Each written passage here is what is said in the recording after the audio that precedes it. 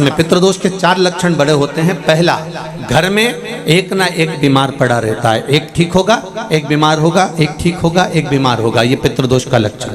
दूसरा, 1 रुपये कमाया, 1.25 रुपये खर्च हो रहा है, कहीं ना कहीं पैसा आके रखाता है और 2-3 दिन में पैसा चले जाता है, साथ में रखा हुआ भी धन जा रहा है, पितृदोष का लक्षण है। तीसरा, घर में जितने सदस्य हैं आपस में किसी ना किसी बात के पीछे उनमें क्लेश बना रहता है, मन मुटाव बना रहता है, थोड़ी थोड़ी बात में कुछ ना कुछ क्लेश हो जाता है। पांचवा, घर के बच्चे चिड़चिड़ प्रवृत्ति के होते जा रहे हैं। तो ये 4 लक्षण पितृदोष के बताए हैं। इन पितृदोष का निवारण आप गया जी चले जाएं, ब्रह्म कपाली करा लें या तर्पण दे दें या पिंड दे दें, उससे अधिक फल शिव महापुराण की कथा कहती है। आप शंकर भगवान के मंदिर में जब 1 लोटा जल लेकर जाते हैं, शिव जी को 1 लोटा जल जब समर्पित करते हैं, तो उस जल को धीरे धीरे 27 बार आप पंचाक्षर मंत्र, षडाक्षर मंत्र या श्री शिवाय नमस्तुभ्यम बोलकर अपने पूर्वजों का स्मरण कर कर जो 16 दिन उस एक ही कलश, बार बार 27 बार कलश नहीं भरना है, जो लोटा भरकर लेकर गए हो, कलश भरकर लेकर गए हो, उसी को 27 बार आपको केवल शिव जी पर गिराना है। जो 27 बार जल एक ही कलश का समर्पित कर देता है, उसके पूर्वजों को तुरंत मुक्ति फल प्राप्त हो जाता है, उसको फिर तर्पण आदि की जरूरत नहीं पड़ती। जल तो रोज चढ़ाते हो ना आप लोग, रोज जाते हो ना, सारी समस्या का हल 1 लोटा जल। आप अगर शिव जी के मंदिर रोज जा रहे हो, शंकर जी के मंदिर रोज जा रहे हो, प्रतिदिन जल चढ़ाने जा रहे हो, तो थोड़ा सा नियम चेंज करेंगे अपन। 16 दिन अगर हम शंकर भगवान को जल चढ़ा रहे हैं, आप कहेंगे गुरुजी अभी तो हमारे 2-3 दिन निकल गए, कोई बात नहीं, जब जागे तब सवेरा। कोई जरूरी है कि वो पीछे के 2-3 दिन निकल गए तो हम कैसे नहीं, आप कल से प्रारंभ कर दो कि शिव जी के मंदिर में जब जल चढ़ाने जाओ तो जल को 27 बार धीरे धीरे कर कर चढ़ाना प्रारंभ करिए। 16 श्राद्ध पूरे होंगे, नवरात्रि आएगी, दीपावली आएगी, और नवरात्रि से और दिवाली के बीच में आपको खुद ये फल प्राप्त हो जाएगा कि आपने 27 बार जो जल चढ़ाया है उसका फल मिला कि नहीं मिला, आपको मिला कि नहीं मिला, घर में शांति हुई कि नहीं हुई, घर में आनंद आया कि नहीं आया, संपदा बढ़ी कि नहीं बढ़ी, वैभव आया कि नहीं आया। केवल 16 दिन पूर्ण हुए, नवरात्रे और दिवाली के बीच का समय आप अंदाजा लगाकर बैठ जाए। भोला सब दुख काटो मारा, ओ भोला सब दुख काटो मारा, शिव शंकर जपूं तेरी माला, भोले बाबा जपूं तेरी माला, भोला सब दुख काटो मारा, ओ भोला सब दुख काटो मारा। भगवान की शरणागति का सुख क्या होता है, भगवान की शरणागति का फल क्या होता है। महाराज, एक पक्षी सागर के तट पर, समुद्र के तट पर थोड़ी देर का सत्संग करता है, भजन करता है, कीर्तन करता है किसी संत की शरणागति में बैठकर, तो वो सागर पार जो माता सीता लंका में बैठी है उनको देख लेता है। शिव महापुराण की कथा कहती है, जो दिल से एक क्षण की भी शिव महापुराण की कथा सुन लेता है, शिव कथा कहती है वो महादेव का कृपा पात्र हो ही जाता है, चाहे कैसे भी श्रवण करे।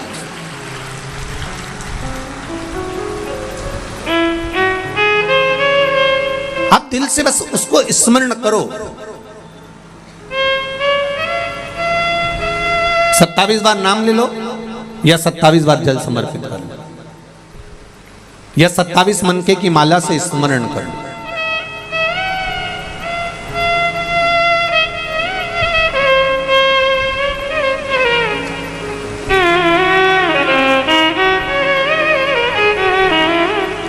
चौबीस 24,000 श्लोक की ये शिव महापुराण की कथा है। जिसने दिल से सुनी है, ये पत्र अभी हमने इतने सारे तो पढ़े नहीं हैं, पर थोड़े जो इधर पड़े हैं देखिए, इसमें लिखा है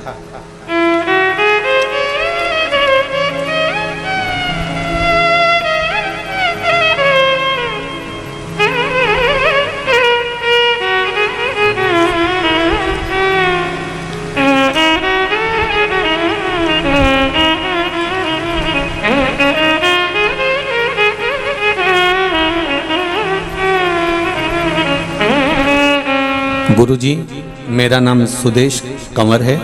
मैं गांव गोगामेणी, तहसील भादरा, जिला हनुमानगढ़ से हूँ। कहीं बैठी हो तो हाथ हिलाइएगा। आप ही हैं? गुरुदेव, मेरी शादी को 18 साल हो गए थे। बाबा की कृपा। आपने कहा था गुरुदेव कि लॉकडाउन में आपने एक बात कही कथा में, मैंने डॉक्टर को 18 साल में खूब दिखाया। 12 साल की एक बेटी मेरी पहले की थी, उसके बाद में मेरे यहाँ कोई 12 साल के बाद कोई संतान नहीं हुई। डॉक्टर ने मना कर दिया था कि अब संतान का सुख नहीं है,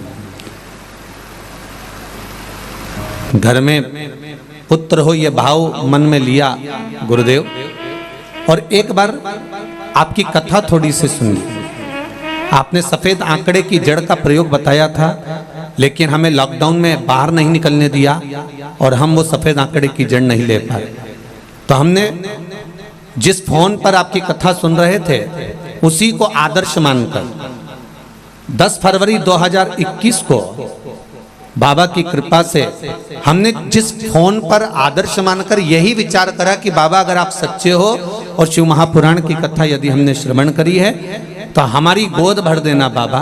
और बाबा की कृपा से 10 फरवरी 2021 को हमारे यहाँ पुत्र रत्न की प्राप्ति हुई है। ले आओ, जल्दी लाओ।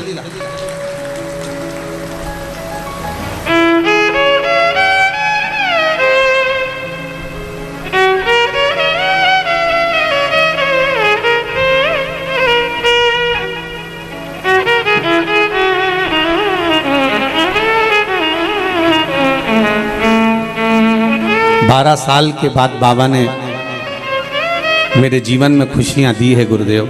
मैं धोख लगाने के लिए प्रणाम करने आई हूं कि बाबा ने मेरी झोली भर दी है। भोला सब दुख काटो, ओ भोला सब दुख काटो, शिव शंकर जपू तेरी माला, भोले बाबा जपू तेरी माला। जल्दी आओ, जल्दी आओ। भोला सब दुख काटो मारा, भोला सब दुख काटो मारा।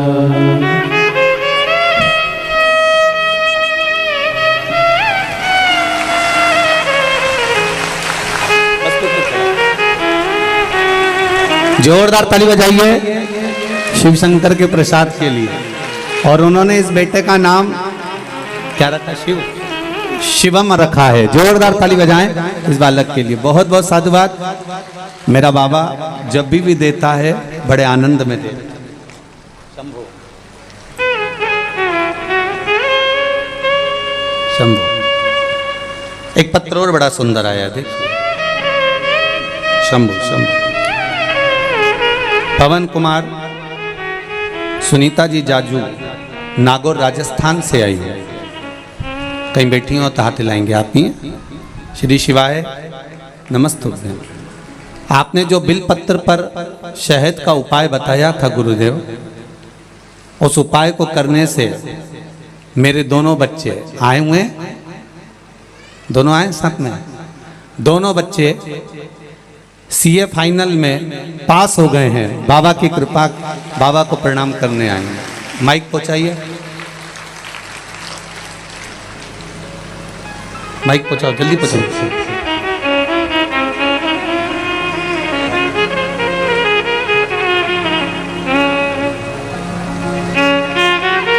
बढ़ाते जाओ, एक दूसरे को देते जाओ। ले ली बाबू, लेकर मत जाओ, एक दूसरे को देते जाओ। हाँ देव, जल्दी बढ़ाओ। हाँ बढ़ाते जाओ। हाँ दीदी बढ़ाइए। शंभू बढ़ाते जाओ, बढ़ाते जाओ। पीछे वो सीए वाले बच्चों को पहुंचाओ। हाँ देते जाओ, आगे बढ़ाओ। बाकी सब लोग बैठ जाओ, बाकी सभी लोग बैठ जाइए। श्री शिवाय नमस्तुभ्यम। बाबू क्या नाम है आपका? शुभम। शुभम जी। श्री शिवाय नमस्तुभ्यम। श्री शिवाय नमस्तुभ्यम। पहले तो आपको बहुत बहुत बधाई बाबू, धन्यवाद दोनों को, कि आप दोनों बहन भाई बड़े आनंद के साथ में, दोनों को बहुत बहुत साधु था, बड़े बड़े आनंद के साथ में कि आप सीए बने। कौन सा वाला उपाय करा था आपने? सर बीलपत्री पे वो जो शहद लगाकर और भोलेनाथ के ऊपर चिपकाने का वो उपाय किया था। हर एग्जाम से पहले चिपका कर जाते थे और प्रत्येक एग्जाम में पास हुए, दोनों पास हुए। बस बाबा की कृपा हो। बहुत बहुत साधुवाद, बहुत बहुत बधाई। बैठिए। श्री शिवाय नमस्तुभ्यम। नमस्तुभ्यम। और गुरुजी जी ऑफिस का भी अभी इनॉग्रेशन हुआ है अप्रैल के अंदर। जी बधाई आपको, बहुत बहुत बाबा की कृपा हो। बेटी आप भी ठीक हैं? बधाई आपको बहुत बहुत। बैठिए। श्री शिवाय नमस्तुभ्यम। नमस्तुभ्यम। बहुत बहुत बधाई आपको। भोला सब दुख काटो मारा, ओ भोला सब दुख काटो मारा। शिव शंकर जपो तेरी माला, भोले बाबा जपो तेरी माला। भोला सब दुख काटो मारा, ओ भोला सब दुख काटो मारा। महाराज शिव पुराण कह रहे हैं, भगवान देवादिदेव महादेव का पावन चरित्र कह रहा है। एक देवराज नाम का ब्राह्मण, जिसने जीवन भर कोई अच्छे कर्म की ओर लगा ही नहीं,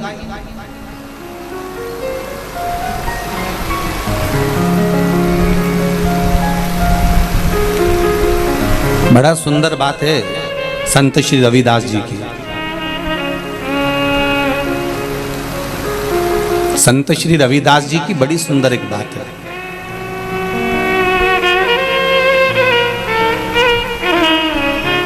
संत श्री रविदास जी महाराज कहते हैं, कोई जात से नीचा नहीं होता।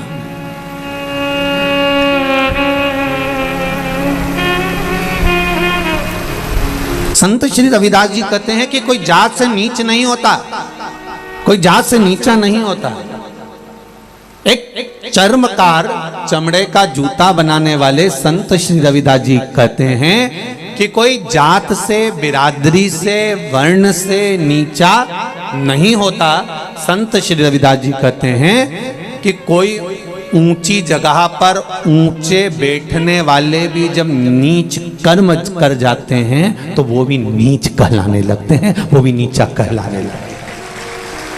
कोई जरूरी नहीं है कि वो ये नीचा वर्ण में पैदा हो गया या अन्य वर्ण में पैदा हो जाए तो वो नीचा होगा। नहीं नहीं नहीं, आप किस कर्म को, शिव महापुराण की कथा करिए। देवराज नाम का ब्राह्मण, जो ब्राह्मण के घर में जन्म लिया, ब्राह्मण कुल में जन्म लिया, ब्राह्मण के अंतर्गत जन्म लिया, जिसके माता पिता ने श्रेष्ठ संस्कार देने का प्रयास किया, पर मित्रों की थोड़ी सी संगति उसको जीवन में बर्बाद की ओर ले गई।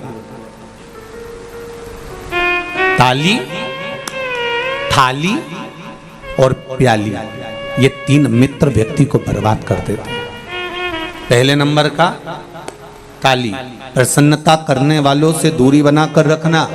जो जितना ज्यादा तुम्हारी प्रसन्नता करेगा, समझ लेना कि तुम्हें चने के झाड़ पे चढ़ा देगा।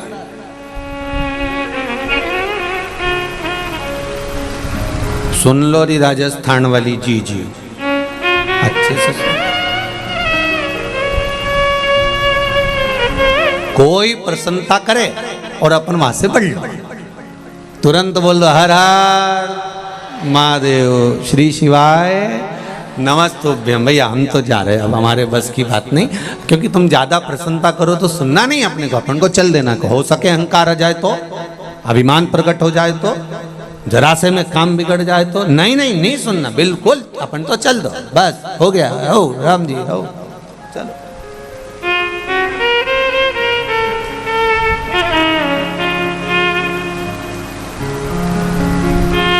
कौन क्या बोल रहा है उससे हमको इस बात से महत्वता नहीं है।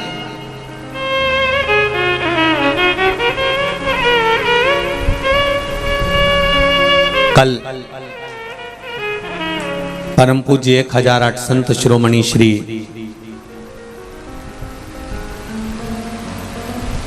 द्वारका शारदा पीठ के जगत गुरु शंकराचार्य परम श्रद्धे श्री स्वरूपानंद सरस्वती जी महाराज का शरीर छूटा, देवलोक गमन हुआ।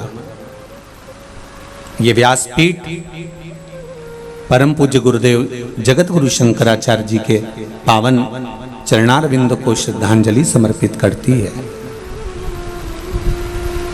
और सबसे ज्यादा नतमस्तकता इस व्यासपीठ से परम पूज्य जगत गुरु श्री स्वरूपानंद सरस्वती जी महाराज के पावन चरणों को करती है, क्योंकि उन्होंने सनातन धर्म में, भले दुनिया के लोगों ने उनको कह दिया हो, कई लोगों ने उनका विरोध भी किया हो, कई लोगों ने शब्द पर शब्द भी कहे हो, कई लोगों ने राजनीति के भाव में भी कहा हो, पर ये व्यासपीठ उनको इसलिए बहुत बहुत बहुत श्रद्धांजलि और नमनता करती है, क्योंकि उन्होंने सनातन धर्म के जितने मंदिरों में अन्य देव की मूर्तियां लोग स्थापित करने लगे थे और हमारे सनातन धर्म के देवताओं को पूछना बंद कर दिया था और ना जाने किस किस को मंदिर में लाकर बिठा दिया था, उसका फुल जोर विरोध किया था। इसलिए उन्होंने सनातन धर्म में, भले दुनिया कुछ भी कहती रहे, पर उन्होंने उस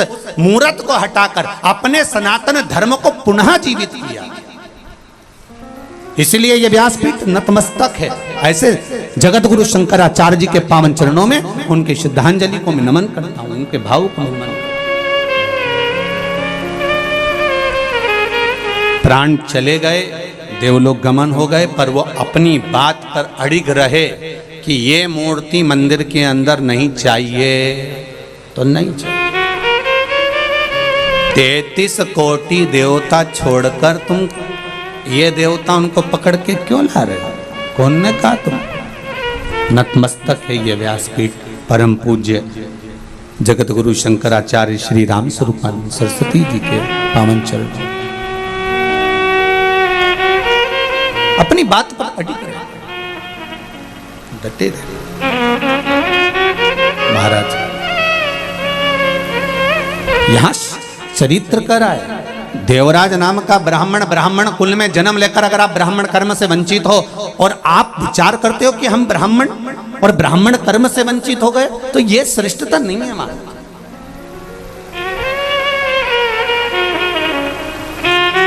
कितना गौरव महसूस होना चाहिए कि आप अच्छे घर में जन्मे हो, कितना गौरव महसूस होना चाहिए कि आप अच्छे कुल में जन्मे हो, कितना गौरव महसूस होना चाहिए कि आपको भगवान की सेवा प्राप्त हुई है, कितना गौरव महसूस होना चाहिए कि भगवान ने हमारा हाथ पकड़ कर रखा है, कितना गौरव महसूस होना चाहिए कि हमारे कंधे पर यज्ञोपवीत है, कितना गौरव महसूस होना चाहिए कि हमारे मस्तक पर शिखा है, कितना गौरव महसूस होना चाहिए कि हमारे मस्तक पर तिलक है, कितना गौरव महसूस होना चाहिए कि हमारे माता पिता हमारे साथ में रह रहे हैं, कितना गौरव महसूस होना चाहिए कि हम सनातन धर्म में जुड़े हुए हैं। देवराज नाम का ब्राह्मण कुल में जन्म लेने के बाद भी चोरी करता था, वेश्यावृत्ति करता था, गलत काम करता था। खूब समझाया माता पिता ने, पर नहीं माने। खूब समझाया, नहीं माने। अंत दुनिया मन का धन कर सकती है, पर अंत तो अंत है। और देवराज नाम का ब्राह्मण चोरी का धन लेकर शिवजी के मंदिर में गया। शिव महापुराण की कथा चल रही थी, थोड़ी सी कथा उसके श्रवण शक्ति में, उसके कानों में पहुंच गई।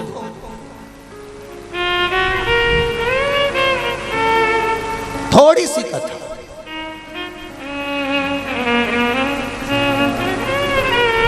हम हम मानते हैं कि सालासर जी में कथा हो रही है और इतनी जगह नहीं है बैठने की, पर विश्वास है। आप अपनी गाड़ी पर, ये लोग दीवालों पे चढ़ चढ़ कर कथा सुन रहे हैं, कोई कहीं चढ़ा है, कोई कहीं बाउंड्री पर चढ़ा है, कोई कहीं बैठा है, तो भले आप कहीं पर भी बैठे हो, पर ये शिव महापुराण की कथा का एक शब्द भी आपके कानों तक पहुंचा है, आपकी झोली तक पहुंचा है, तो ये निश्चित है कि वो अमृत अगर कहीं प्राप्त हुआ है तो उसका फल मिलेगा जरूर, उसका फल जरूर मिलेगा।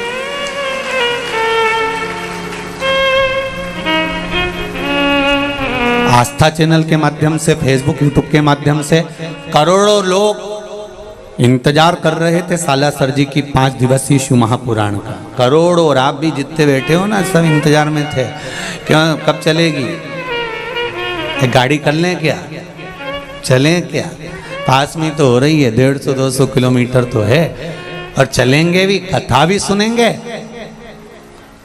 और बालाजी सरकार का दर्शन भी कर लेंगे। अब तो वो कहते हैं ना कि वो कहते हैं दोनों हाथ कढ़ाई में, तो हाथ तुम सबका मुंडा भी कढ़ाई में हो, तुम शायद नहीं यहाँ पहुँचे हो। सुराना परिवार अगर कथा करा रहा है तो ये जानकर जितने परिवार के लोग आए ना सुराना जी के, बड़े भाग्यशाली है साहब, बड़े किस्मत वाले, घर जाके नजर उतर वाले ना, कहीं बाबा की कृपा हुई है, बड़े भाग्यशाली। एक तो श्राद्ध पक्ष में शिव महापुराण की कथा, ऊपर से बालाजी सरकार के चरणों में कथा, बड़े भाग्य की बात है, साधारण नहीं है साहब। और जितने लोग कथा सुन रहे हैं टीवी पर या मोबाइल पर, दिल से कहूंगा आज कथा केवल शिव पुराण आपके घर पर नहीं पहुंच रही है, ये निश्चित है, केवल शिव पुराण आपके घर नहीं आ रही है, आज मेरा बालाजी सरकार भी आपके घर में प्रवेश कर रहा है, ये निश्चित है, ये निश्चित। पवन तनय संकट मंगल मूरति रूप, राम लखन सीता सहित हृदय बसौ सुर रूप। ये शिव कृपा है, ये उसकी कृपा बिना नहीं मिला है उससे। देवराज के कानों में थोड़ी सी शिव महापुराण की कथा चली गई और कथा श्रवण कर कर देवराज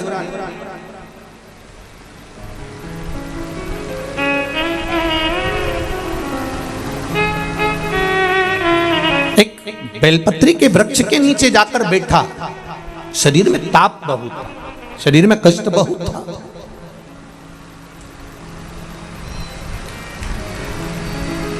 प्राण जाने का समय आया, भगवान शंकर के गण वहां खड़े हुए थे। पहले आए थे यमदूत, फिर आ गए शिव के गण। होता है ऐसा। एक सेठ जी थे, उनके पास में बहुत धन था, भजन भी बहुत करते थे, कीर्तन भी बहुत करते, मंत्र जाप भी बहुत करते, स्मरण भी करते, नाम जाप भी करते, खूब दान करते, पुण्य करते, संकीर्तन करते, भजन करते, मंत्र जाप करते। बड़ा दानी थे सेठ जी, बड़े दानी। उनका अंतिम समय आ गया, प्राण छूटने का समय है। भगवान विष्णु के पार्षद उनके सामने खड़े हो गए, बैकुंठ से देवताओं ने लेने के लिए आ गए। तो उन्होंने तुरंत बैकुंठ के देवताओं को देखा और देखकर पूछा तुम कौन हो? तो क्या तुम्हारा अंतिम समय आ गया, हम तुम्हें लेने के लिए आए। ओहो, मैं चलने के लिए तैयार हूं, पर मेरे पास में दौलत बहुत सारी है, बहुत पैसा, अपार धन तो मेरी अलमारी में पड़ा हुआ है, बैंक में पड़ा हुआ है, तिजोरी में पड़ा हुआ है, ढेर संपदा, सोना चांदी हीरा पन्ना रकम सब कुछ मेरे पास में ढेरों में भरा हुआ है। तो इतने में सेठ जी ने कहा मुझे कुछ ऐसी कृपा कर दो, मैंने जिंदगी भर खूब दान पुण्य भजन कीर्तन खूब करा, पर धन कमा कमा कर एकत्रित करा, पर अपने ऊपर खर्च नहीं करा। एक मौका दे दो बस मुझे अपने ऊपर खर्च करने का। तो देवताओं ने जाकर भगवान विष्णु से कहा प्रभु क्या करें? भगवान ने कहा दे दो, 1 साल और दे दो। चलो ठीक है, करने दो इसको खर्च। अब 1 साल सेठ जी को जो मिला, उन्होंने उसमें खर्च किया, पर सही जगह खर्च नहीं कर पाए। वैश्यावृत्ति में, जुए में, मदिरापान में, मांसाहार में, गलत गलत काम में उसको खर्च किया। अब फिर 1 साल बाद मरने का समय आया, अब की बार बैकुंठ के पार्षद नहीं आए, अब की बार यम के दूत उनको लेने के लिए, बड़े बड़े दांत, भयंकर स्वरूप, काला स्वरूप, भयंकर।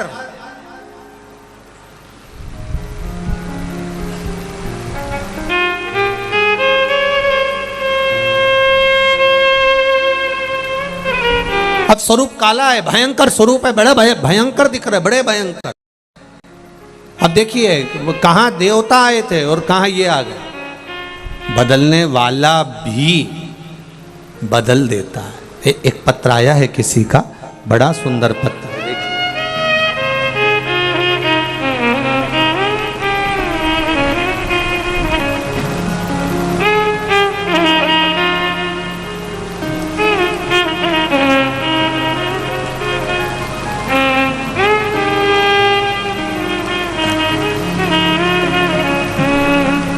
सुनीता गोस्वामी,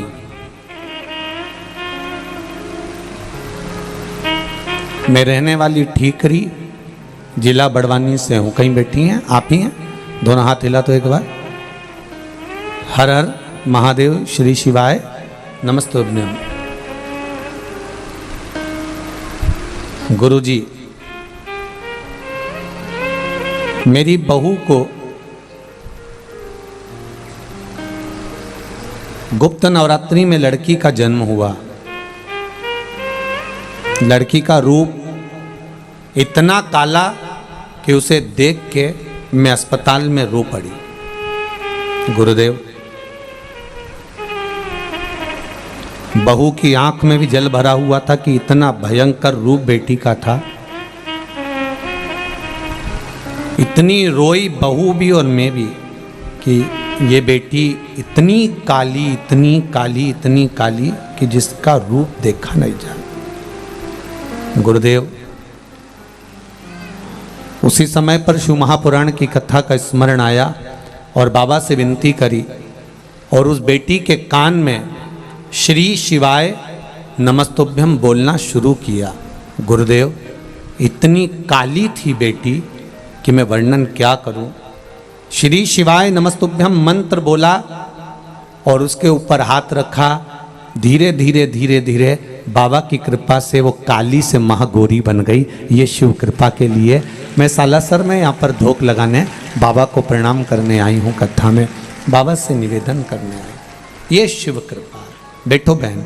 श्री शिवाय नमस्तुभ्यम। शंभो शरणे मांगू घड़ी घड़ी दुख काटो दया करी मैं दर्शन आपो। आप हृदय से, मन से, चित्त से, वृत्ति से, आप दिल से बाबा से कहो तो आप कहो तो सुनेगा। कबऊ चूके ना, कबऊ चूके ना, कबऊ चूके ना तेरा कोई काम रे। भजले गौरापति को चूके ना कोई तेरा काम रे। भजले गौरापति को चूके ना कोई तेरा काम रे। भजले गौरापति को चूके ना कोई तेरा काम रे। तो भजले गौरापति को। अरे गौरापति को भजले गौरापति को। गौरापति को भजले गौरापति को। गौरापति को भजले गौरापति को। गौरापति को भजले गौरापति। अरे चूके ना, अरे चूके ना, ओ चूके ना कोई तेरा काम रे। भजले गौरापति को चूके ना कोई तेरा काम रे। तो भजले गौरापति। जय हो।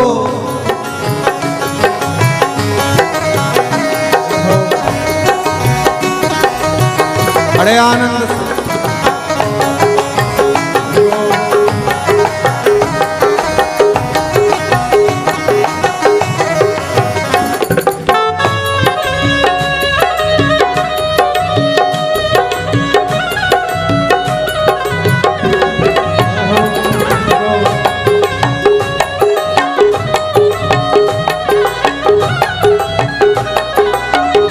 शंभो।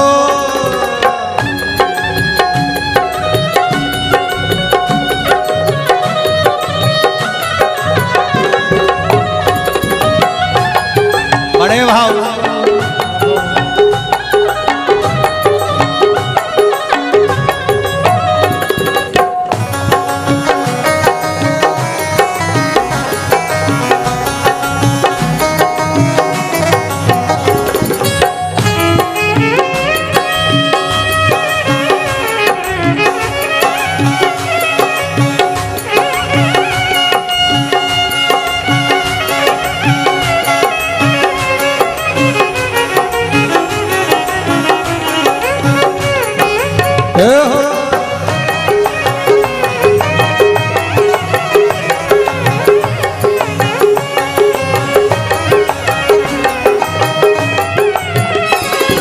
गौरापति को रघुवर भी भजते, गौरापति को रघुवर भी भजते, ओ गौरापति को रघुवर भी भजते, गौरापति को रघुवर भी भजते। अरे मिल गया, ओ मिल गया, अरे मिल गया लंका का राज रे, भजले गौरापति को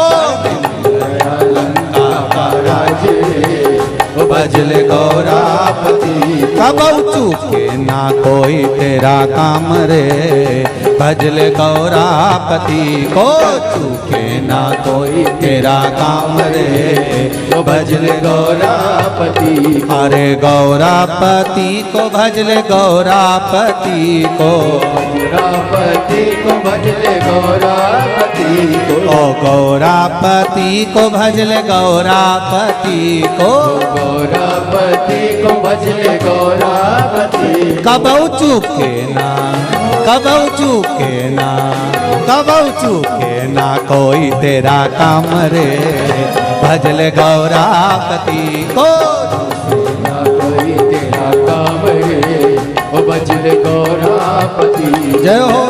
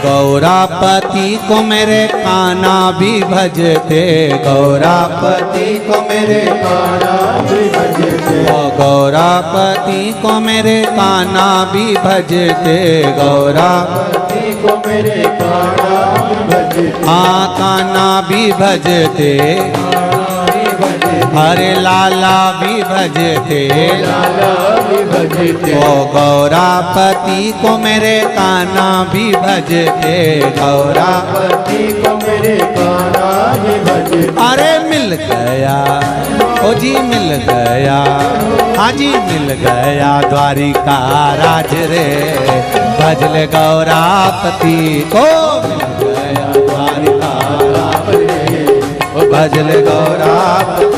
तेरा चूके ना कोई तारा काम रे, भजले गौरापति को चूके ना कोई तेरा काम रे, वो भजले गौरापति। जय हो।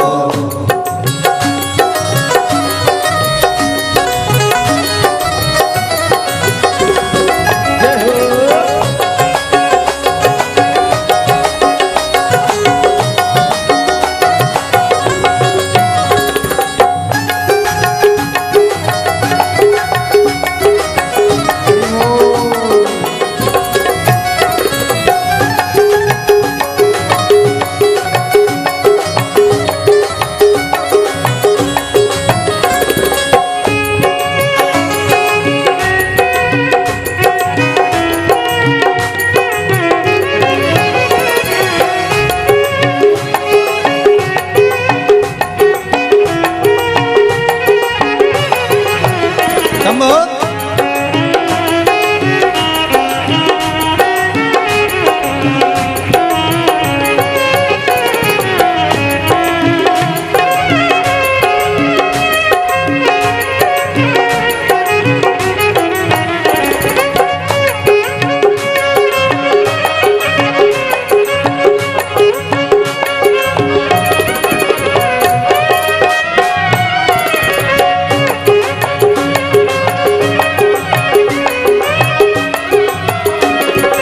गौरापति को भजले गौरापति को, गौरापति को भजले गौरापति को, ओ गौरापति को भजले गौरापति को, गौरापति को भजले गौरापति। अरे चूके ना हाजी चूके ना, हाजी चूके ना कोई तेरा काम रे, भजले गौरापति को।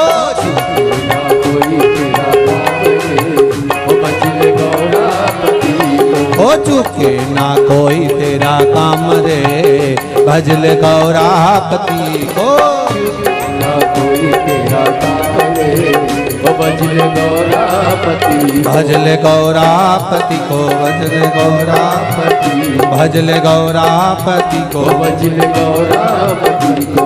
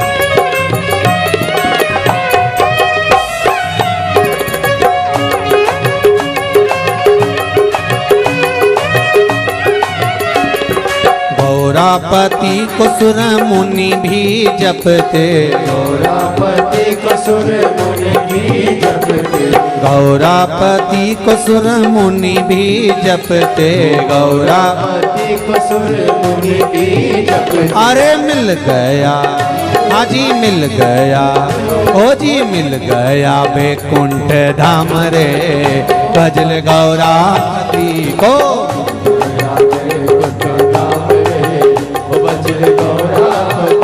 भजले गौरापति को, भजले गौरापति को, भजले गौरापति को,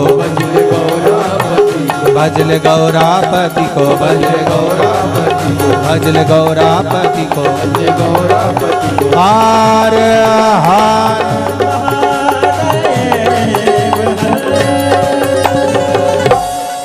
भगवान देवाधिदेव महादेव की कथा करती है।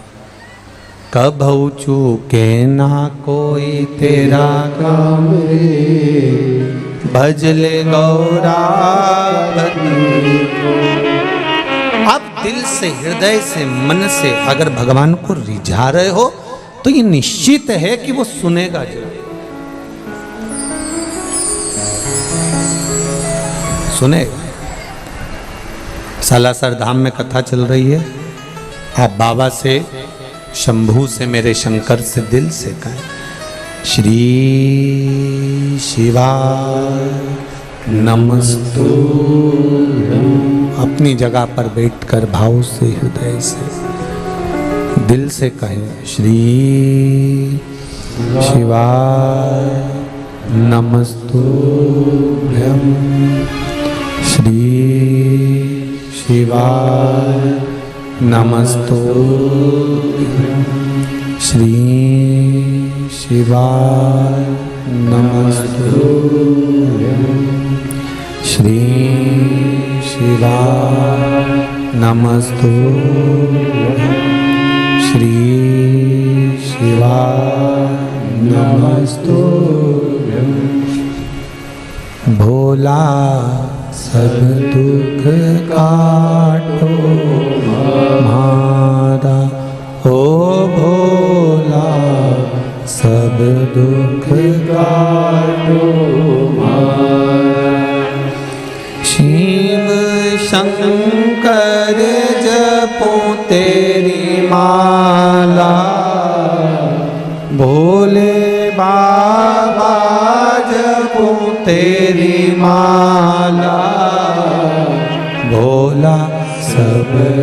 दुख काटो मारा, ओ भोला सब दुख काटो मारा। भगवान शिव से निवेदन भाव से, दिल से, हृदय से सुनेगा वो, ये निश्चित है। महाराज देवराज नामक का ब्राह्मण गलत कर्म करा पर उसकी माता का फल उस बेटे को मिला। मेरी माताओं, दीदियों, भाई, एक निवेदन करना चाहूंगा, आपके एक लोटा जल जो आप शिव जी को चढ़ा रहे हो, इसका फल कहीं ना कहीं तुम्हारे परिवार को प्राप्त जरूर होगा, ये निश्चित है, खाली नहीं जा सकता, तो मिलेगा जरूर, ये निश्चित था।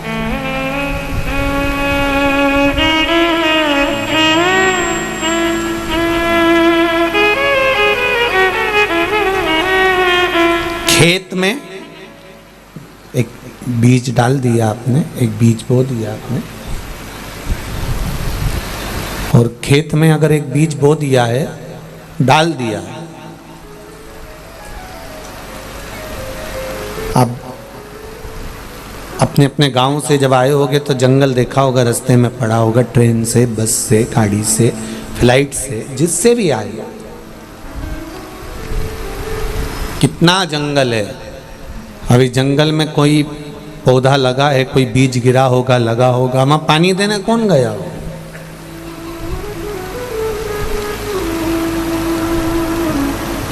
ना तो वहां कोई खाद देने गया, ना वहां कोई पानी देने गया, और ना वहां पर कोई उस पौधे को संभालने के लिए गया, तो भी वो पौधा लगा कि नहीं लगा। उसी तरह एक लोटा जल या एक बेलपत्र या एक बार हम भगवान की भक्ति करते हैं, भजन करते हैं, नाम जाप करते हैं, नाम स्मरण करते हैं, वो उसका पौधा बड़ा जरूर होता है और उसका फल हमारे पूरे परिवार को मिलता जरूर है, ये निश्चित है, वो मिलेगा जरूर।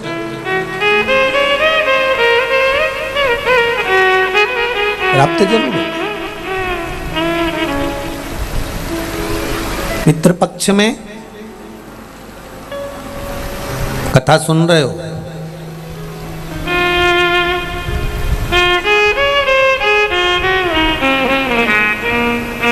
इसका फल आपको तो मिलेगा ही, साथ में आपके पूर्वजों को भी प्राप्त होगा, और वो जरूर प्राप्त होगा, मिलेगा जरूर, वो निश्चित है। देवराज की माता जी ने एक लोटा जल भगवान को समर्पित किया है, और देवराज की माता ने जब एक लोटा जल जो समर्पित करा था, आज बेटे के जब प्राण छूटे, शंकर भगवान के मंदिर में चोरी का सामान लेकर गया था, एक क्षण की कथा का स्मरण हुआ, बेलपत्री के वृक्ष के नीचे प्राण छूट रहे हैं। शास्त्र कहता है आज भी मुर्दे को लेकर जाते हैं, राम नाम सत्य कहते कहते, तो बीच रास्ते में शमशान में ले जाने से पहले एक जगह ऐसी होती है जहां पर मुर्दे को उतारा जाता है, जहां पर मुर्दे का उतारा करा जाता है, मुर्दे को उतारा जाता है, अर्थी को रखा जाता है। कई लोग पूछते हैं यहाँ अर्थी को रखने से क्या लाभ मिलता है, यहाँ मुर्दे को क्यों रखा जाता है। अब उनको ज्ञात तो इस चीज का है नहीं, स्मरण कहाँ, हमारे पूर्वज ऐसा कहते थे यहाँ रखना चाहिए, थोड़ी देर विश्राम देना चाहिए, थोड़ी देर रखना चाहिए, पर रीति क्या, उसका नियम क्या, उसका नियम क्या है?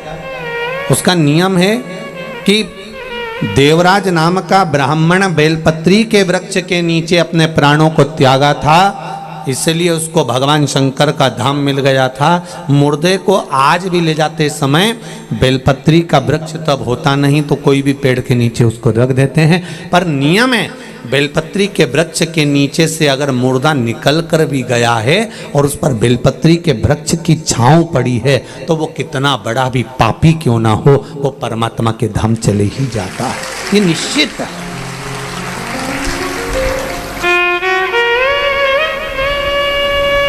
निश्चितता।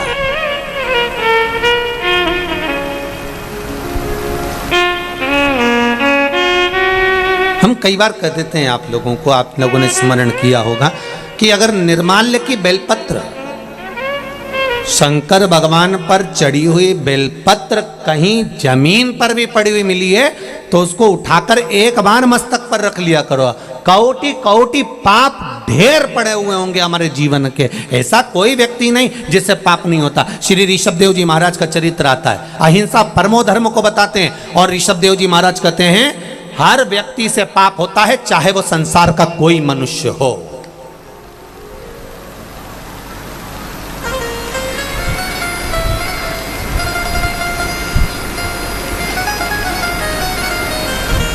ऋषभदेव जी महाराज कहते हैं ऐसा संसार का कोई मानव नहीं जन्मा जिससे पाप नहीं हुआ।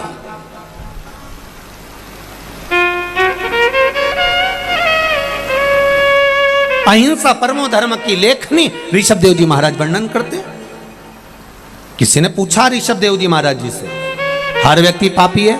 हाँ। चाहे कोई हो?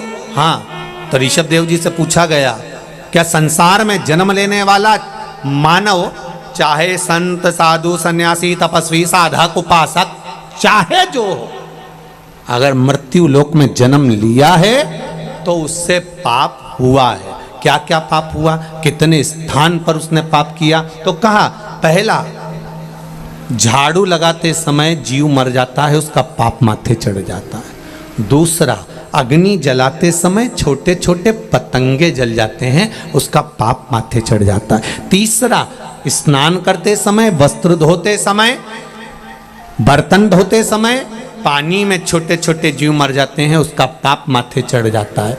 चौथा, हम चलकर कहीं पर भी जाते हैं, हमारे पांव के नीचे छोटे छोटे जीव मर जाते हैं, उसका पाप माथे चढ़ जाता है। तो ऋषभदेव जी महाराज जी से पूछा, जब प्रत्येक जीव से, प्रत्येक मनुष्य से, संसार में जन्म लेने वाले मानव से इन 4 स्थान पर अगर पाप होता है तो फिर मनुष्य क्या करे, इस पाप को समाप्त कहां कर सकता है? तो ऋषभदेव जी महाराज जी ने लिख दिया, सत्संग में जाकर बैठ जाइए, सत्संग में जाकर बैठ जाइए, भगवान की भक्ति में जाकर बैठ जाइए, पाप जलकर भस्म हो जाएगा। पाप की समाप्ति भगवत स्मरण है, पाप की समाप्ति सत्संग है, पाप की समाप्ति भगवान का स्मरण, भगवान का मंत्र जाप, नाम जाप, कीर्तन, मंत्र स्मरण। अब करो परमात्मा का भजन।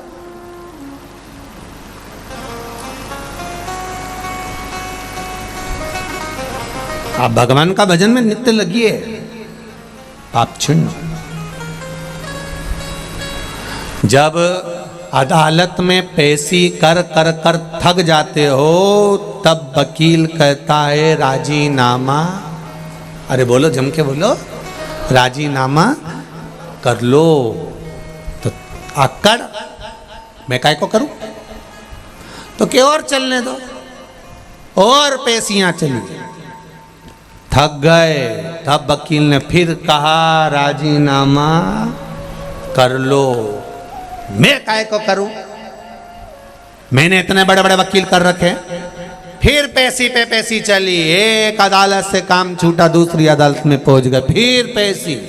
फिर वकील ने कहा जम के बोलो राजीनामा कर लो।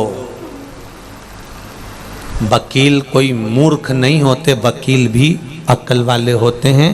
और एक बात वकील हमेशा कहता है कि जिंदगी में अगर वकीलों से सीखना है तो वो आपको समझाकर एक बार जरूर कहेगा कि एक बार अच्छे से विचार कर लो, राजीनामा कर लो। ये हर वकील कहता है। हाँ, जिसको ज्यादा खाना हो तो भले नहीं कहेगा क्या करना राजीनामा करके, अभी तो चलने दो केस, चलने दो केस, चलने दो केस, चलने। पर जो चतुर वकील होगा, विद्वान होगा, ज्ञानवान होगा, जो चाहेगा आपका हित, तो वो कह देगा कुछ नहीं, राजीनामा करो और अपनी जिंदगी खुश होकर जियो। जब तक केस चलेगा तब तक तू डिप्रेशन में रहेगा। सही है कि गलत है? छोटा सा भी अगर अदालत में केस चलता है, प्रॉपर्टी का, संबंध का, रिश्तों का, धन का, दौलत का, आदि गलत गलत कार्य का अगर केस चल रहा है तो तुम रात को सही से सो नहीं सकते। आधी रात को एकदम याद आ गई तो उठ के बैठ जाओ। सेल टैक्स, इनकम टैक्स आदि के जीएसटी वीएसटी जरा सा बस जरा सा याद आ गया, वो फाइल तो रह गई तुरंत। अब पत्नी भी कह रही है क्यों उठ के बैठे हो, सो क्यों नहीं जाते।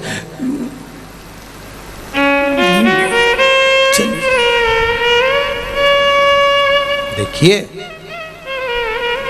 छोटा सा रबड़, देखा है रबड़, छोटा सा नोट की गड्डी में लगाने वाला जो रबड़ आता है ना, छोटा सा, उस रबड़ को एक बार लपेट लो, दूसरी बार लपेट लो, तीसरी बार अगर खींचा तो बोलो बोलो जम के बोलो, टूट गया। अब इतने छोटे से नोट की गड्डी में लगाने वाले रबड़ को तो मिठाई के डब्बे में लगा सकते हो क्या?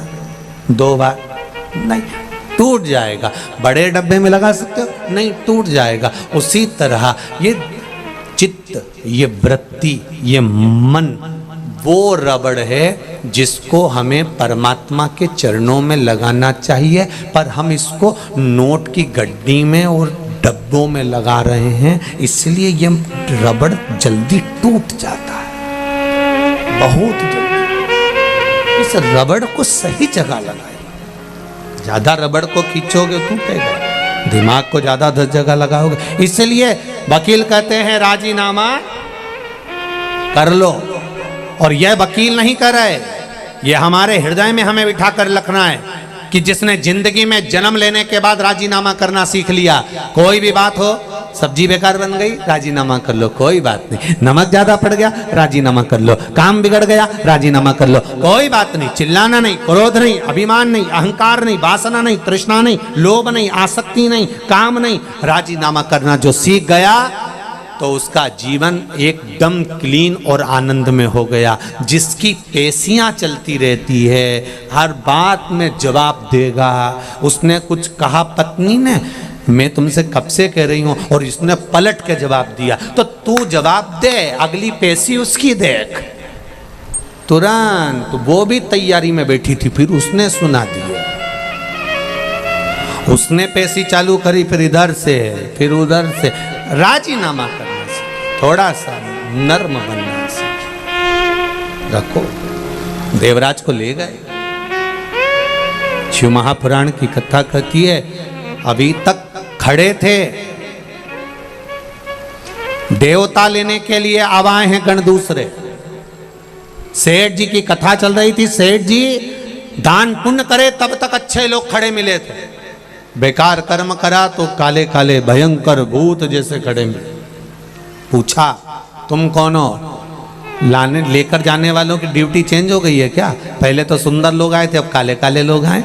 कहा नहीं नहीं, ये कर्मों के अनुसार है, पहले तुम्हारे कर्म अच्छे थे इसलिए देवता आए थे, अब कर्म बिगड़ गए इसलिए यम के दूत बंदी बनाने के लिए आए। आपके कर्म अच्छे होंगे आपको अच्छा मिलेगा। यमदूत की जगह पर भगवान शंकर के गण देवराज को लेकर जा रहे थे। देवराज ने चलते चलते गणों से पूछ लिया, मैंने पुण्य कौन सा किया जो आप मुझे लेने आए हो? कहा तेरा एक पुण्य प्रबल है, तेरी माता ने 1 लोटा जल शिवजी को समर्पित करा, और तेरे प्राण जो छूटे हैं ना, तेरी बुद्धि जो गई है, तुझे बेलपत्र के वृक्ष के नीचे जो तेरी बुद्धि लेकर गई है, इससे तुझे फल की प्राप्ति हुई।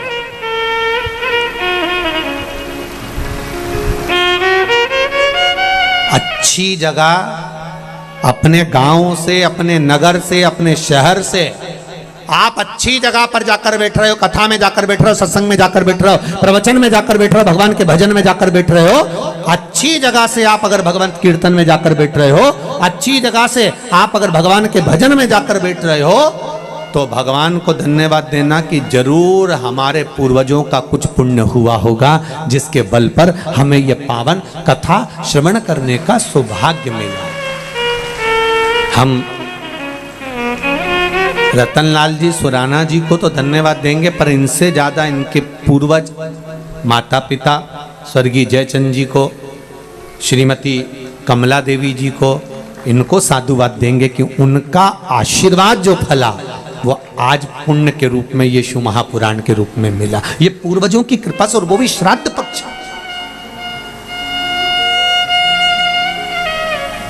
ये उनकी कृपा से मिला। तेरी कृपा बिना न हिले एक भी लेते हैं श्वास तेरी कृपा से। तनो तनो बखान क्या करूं मैं राखों के ढेर का, चपटी भभूत में है खजाना कुबेर का। हे गंगधार मुक्ति द्वार ओंकार तू, भोरे ओंकार तू। आयो शरण तिहार शंभु तार तो। हमारे कर्म के अनुसार हमें फल की प्राप्ति। एक सेठ जी मरते हैं, उनकी शोक सभा होती है। बोलो रे भाई, बोलो तो, होती कि नहीं होती? होती है। एक गरीब मरता है, उसकी शोक सभा होती है। अरे बोलो तो रे भाई, नहीं होती। सेठ जी मरे तो शोक सभा हुई, गरीब मरा तो शोक सभा हुई नहीं। कारण क्या था? क्योंकि सेठ जी अपना शोक पूरा करते करते करते करते जिंदगी गवा दिए, और आज तक मरते तक भी इनका शोक पूरा नहीं हुआ, इसलिए इनकी शोक सभा हुई। पर गरीब का कोई शोक नहीं होता, इसलिए उसकी शोक सभा भी नहीं होती। वो मस्त अलमस्त।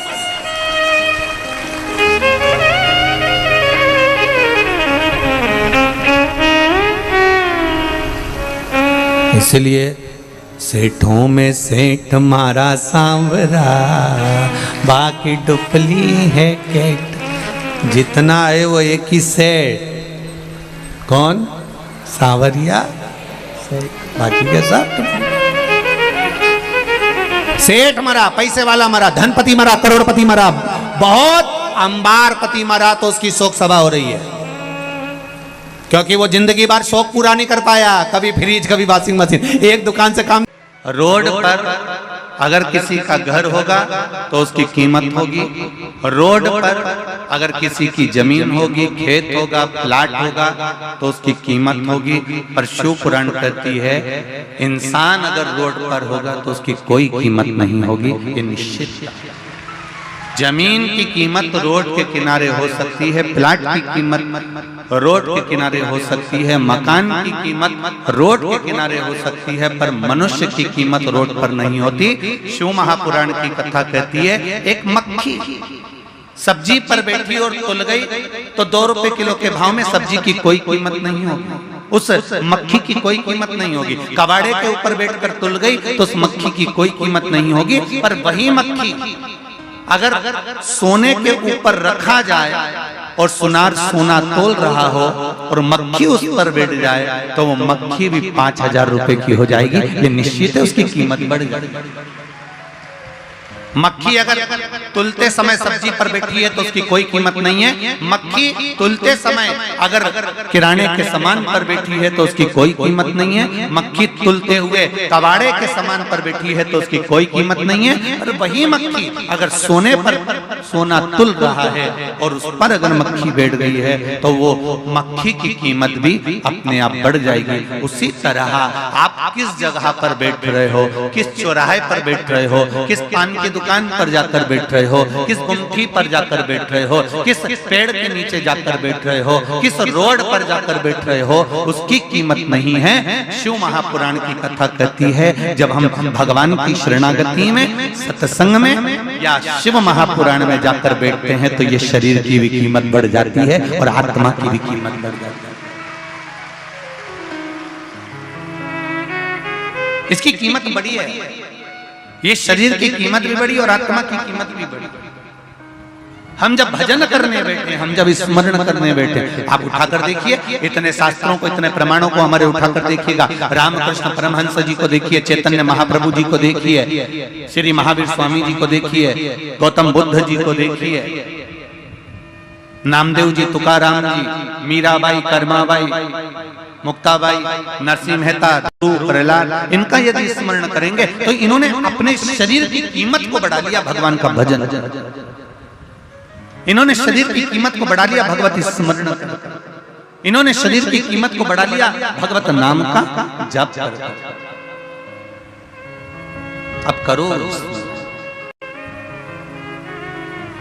शंभु शरणे पड़ी मांगू घड़ी रे घड़ी, दुख काटो दया करी दर्शन आपो।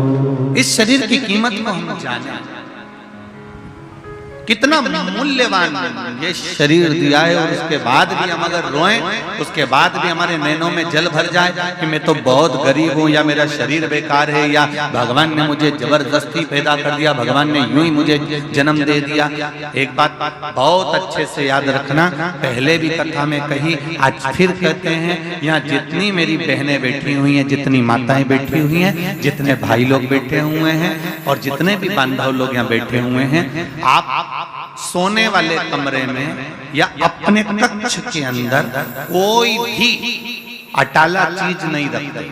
तुम अपनी अलमारी में हमेशा अच्छी चीज ही रखते हो, कीमती चीज ही रखते हो। जब तुम अपने कमरे में, तुम अपनी अलमारी में, तुम अपने कक्ष में, तुम अपने मकान में कोई भी अटाला सामान नहीं रखते, तो जरा विचार करिए, ये पृथ्वी पूरी की पूरी मेरे महादेव का घर है। जब आप अटाला सामान नहीं रखते, तो मेरा महादेव किसी फालतू को इस पृथ्वी पर क्यों रखेगा? जरा विचार करो। अगर भगवान ने जन्म दिया है, मृत्यु लोक में आए हो, पृथ्वी पर जन्म हुआ है, तो तुम्हें कीमत वाला बनाकर मेरे परमात्मा ने भेजा। ऐसा कोई मनुष्य, ऐसा कोई मानव, ऐसा कोई पृथ्वी मनुष्य जन्म नहीं लेता जिसको भगवान कीमत वाला बनाकर नहीं पैदा करता। बस आपको निखरने की जरूरत है। दुनिया की ठोकरें खाकर अपना कर्म करते करते और कर्म को प्रधान मानकर जो आगे बढ़ता चले जाता है, मेहनत करता चले जाता है, वो एक दिन आगे बढ़कर उन्नति की सीढ़ी पर चढ़ ही जाता है। पहले कर्म को प्रधान मानना।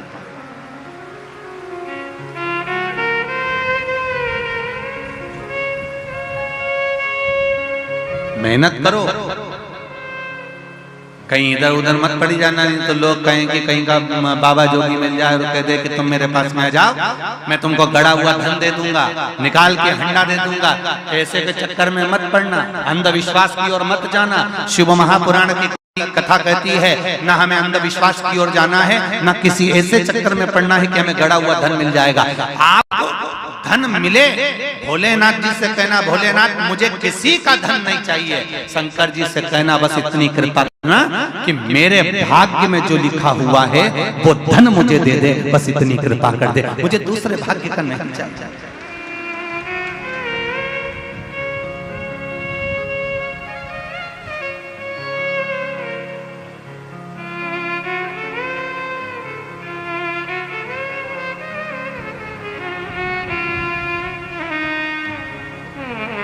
शिव भक्ति का एक रसतत्व, शिव भक्ति का एक आनंद। अभी कल की बात है, हमारे बसंत जी अग्रवाल जी कर रहे थे, गुरु जी 1 2 3 4 डूम लगवाए हैं, लगभग 4-5 लाख स्क्वायर फीट जगह में ये सारी व्यवस्था करी गई है। और लगभग इन चारों डूमों में मिला के ऐसा टेंट वाले और प्रशासन आदि का था कि लगभग 3 लाख पब्लिक इसमें बैठ सकती है।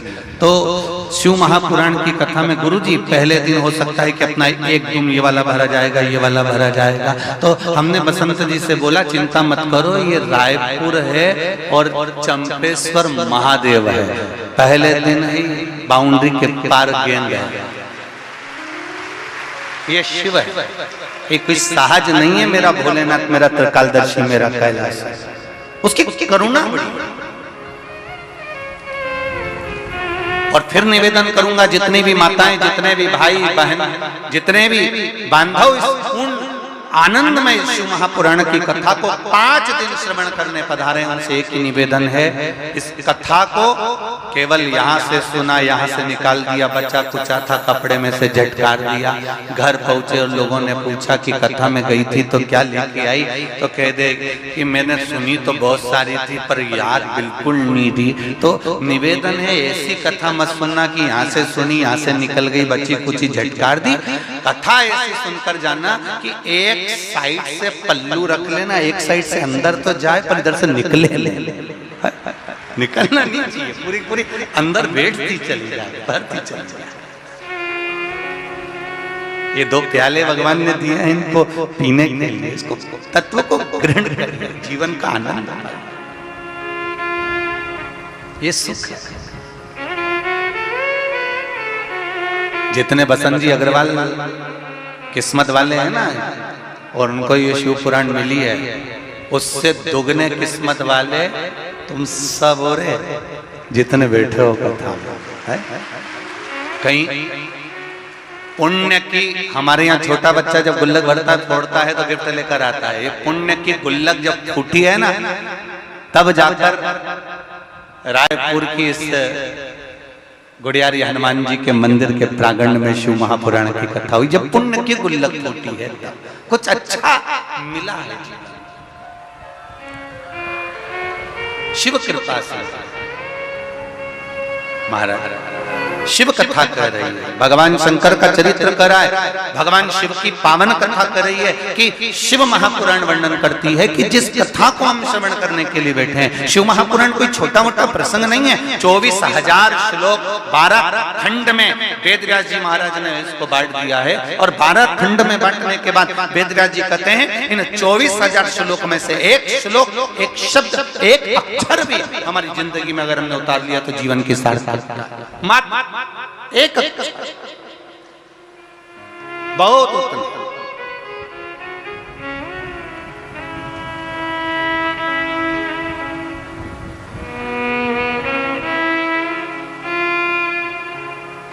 भगवान की भक्ति के लिए दिन रात, सुबह शाम,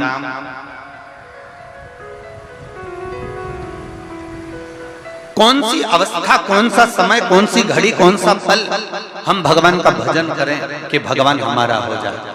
शिव महापुराण की कथा कहती है, मेरे बाबा को महाकाल कहते हैं। महाकाल का मतलब होता है जिसने काल की गणना करी हो, जिसने घड़ी की गणना करी हो, जिसने समय, पल, घड़ी, नक्षत्र सब कुछ उसने बनाया। ऐसा कोई चीज नहीं जो मेरे शिव ने नहीं बनाया। घड़ी भी शिव ने बनाई, पल भी शिव ने बनाया, नक्षत्र भी शिव ने बनाया। हर पल, घड़ी, नक्षत्र जितना बनाया मेरे शंभू ने बनाया। वो सहज, सरल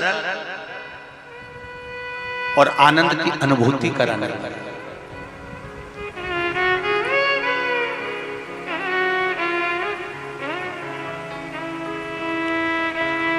वो निश्चित का सुख देने वाला, इसीलिए हम लोग उसको बारंबार आनंद के साथ में उसको पुकारा करते हैं। महाराज भगवान शिव का स्मरण हम बारंबार किया करते हैं, बारंबार।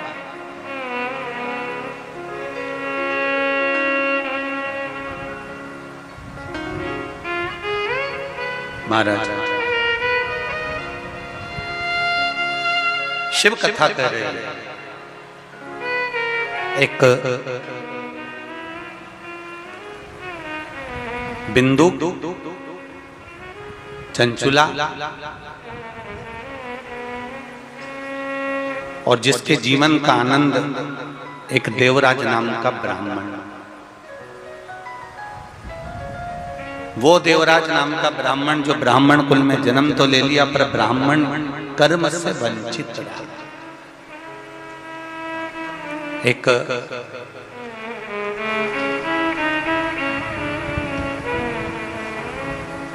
ब्राह्मण के कुल में अगर जन्म मिला है तो आप भगवत स्मरण अवश्य करिए और गलत कर्म से बचने का प्रयास करिए। जितने लोग आस्था चैनल पर कथा सुन रहे हैं, जितने फेसबुक यूट्यूब पर कथा सुन रहे हैं, और जितने लोग इस रायपुर की पावन धरा पर इस शिव महापुराण की कथा को सुन रहे हैं उनसे एक ही निवेदन रहेगा, चाहे ब्राह्मण हो, चाहे क्षत्रिय हो, चाहे वैश्य हो, चाहे शूद्र हो, आप जिस वर्ण के अंतर्गत, ये सब तो ब्राह्मण, क्षत्रिय, वैश्य और शूद्र का वर्ण तो हम निश्चित करें हैं, पर परमात्मा के यहां से जब जन्म हुआ, मेरे देव अधिदेव महादेव ने जब अपना अर्धनारीश्वर स्वरूप का दर्शन ब्रह्मा जी को कराया, तो ब्रह्मदेव को दर्शन कराकर भगवान ने ये नहीं कहा कि तुम्हें ब्राह्मण बनाना है, कि क्षत्रिय बनाना है, कि वैश्य बनाना है, कि शूद्र बनाना है। भगवान ने तो केवल अर्धनारीश्वर स्वरूप का दर्शन देकर कह दिया कि तुम्हें पुरुष और स्त्री का निर्माण, पुरुष और स्त्री का निर्माण।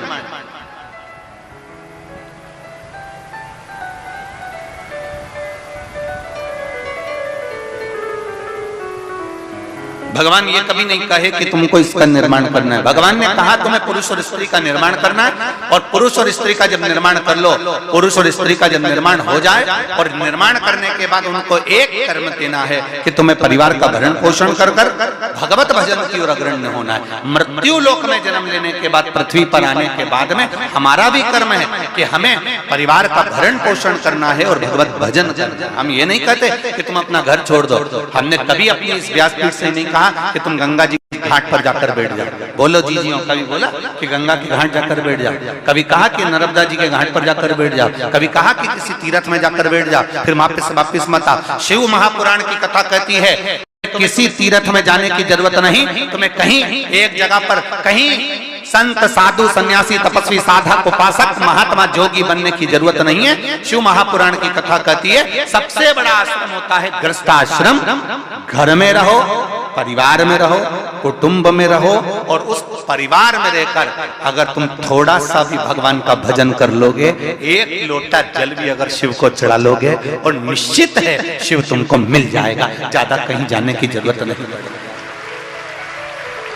और कोई तुमसे कहे कि तुम संत बन जाओ, साधु बन जाओ, तुम गंगा के घाट पर चले जाओ, तो उनके पांव पड़कर कह देना दादा तुम चले जाओ, हम नहीं, हमसे तो बने भी नहीं, क्योंकि ये मनुष्य की देह, मानव का शरीर है, बड़ा मुश्किल से मिला हुआ शरीर, और हम भगवत भजन करेंगे ये नहीं है। हम तो बस केवल थोड़ा बहुत भी नाम जाप कर लेंगे तो उतने में परमात्मा मिलेगा, ये निश्चित है। बिल्कुल निश्चितता है कि थोड़े से भजन से परमात्मा प्रकट हो जाता है। कलयुग केवल नाम आधारा, और सुमर सुमर नर उतरे पारा। कलयुग में केवल नाम की आधारशिला। आप कलयुग के अंतर्गत भगवान के भजन का, स्मरण का, मंत्र जाप का, नाम जाप का जितना स्मरण कर सकते हो उतना करो।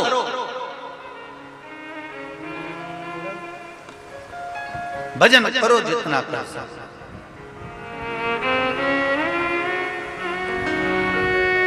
उसकी भक्ति में डूबे।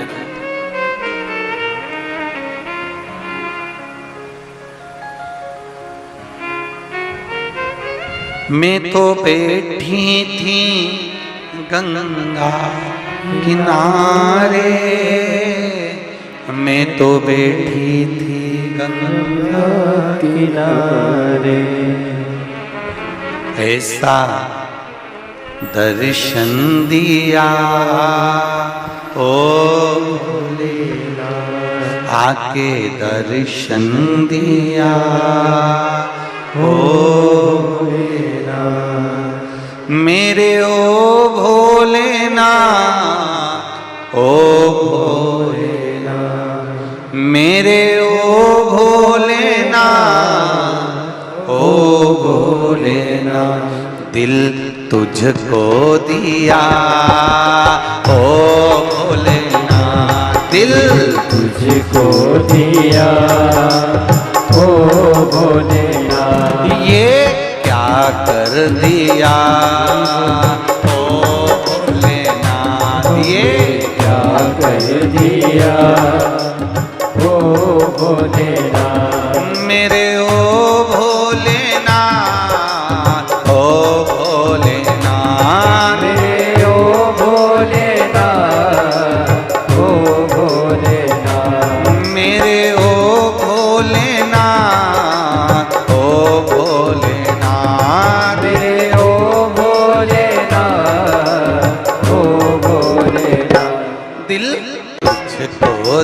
लिया ओ भोलेनाथ, दिल तुझको दिया ओ भोलेनाथ।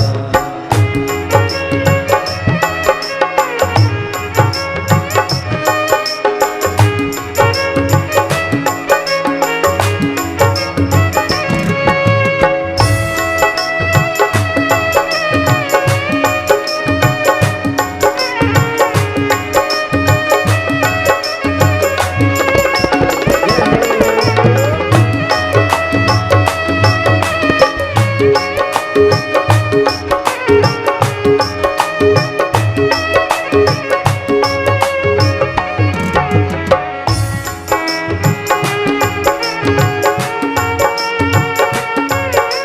ओ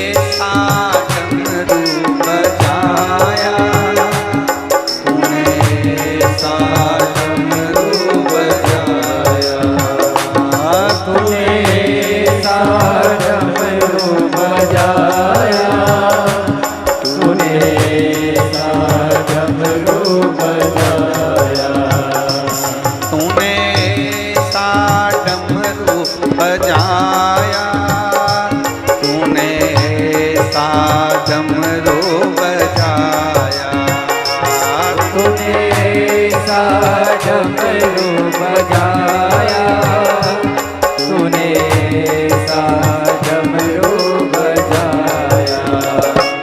मेरा मन हर लिया ओ भोलेनाथ, मेरा मन हर लिया ओ भोलेनाथ, मेरा मन हर लिया ओ भोलेनाथ,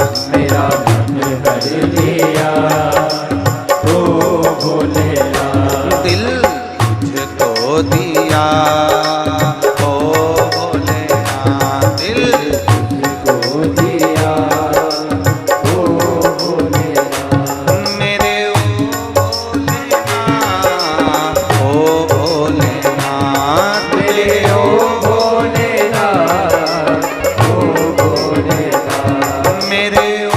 भोलेनाथ, ओ भोलेनाथ, मेरे ओ भोलेनाथ, ओ भोलेनाथ, दिल तुझको दिया ओ भोलेनाथ, दिल तुझको दिया ओ भोलेनाथ, ये क्या कर दिया ओ भोलेनाथ, ये क्या कर दिया ओ भोलेनाथ, जय हो।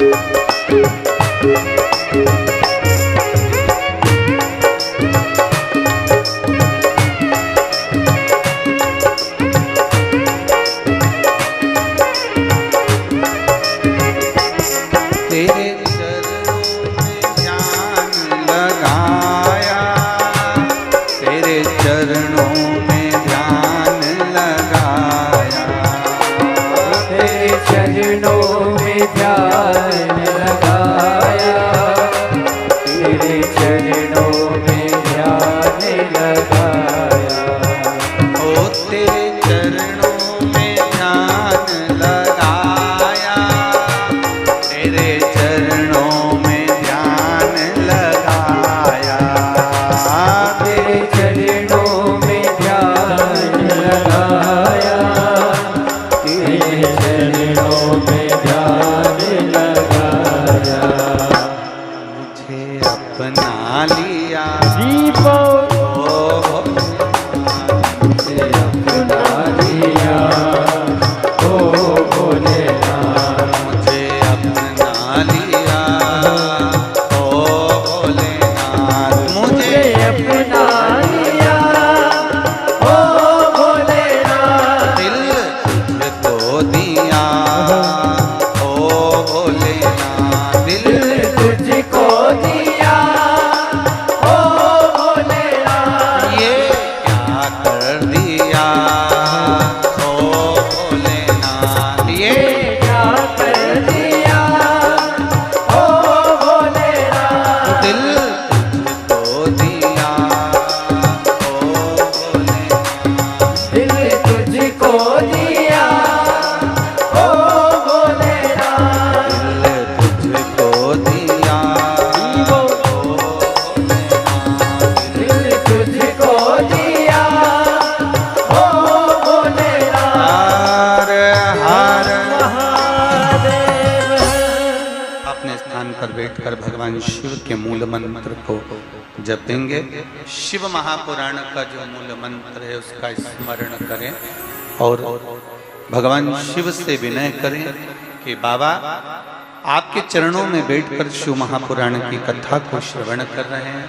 भगवान शिव आपके चरणों में बैठकर भगवान शंकर की पावन कथा का रस तत्व ग्रहण कर रहे हैं। देवाधिदेव महादेव ऐसी कृपा करें, हमारे कार्य की सफलता हो और भक्ति का संचार।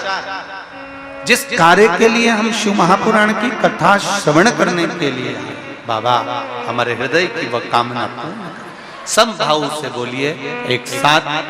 मौका मिला है रायपुर वालों, छत्तीसगढ़ वालों को कि भगवान के पंडाल में बैठकर शिव महापुराण के सामने अपने दिल की बात देवाधिदेव महादेव से कहें।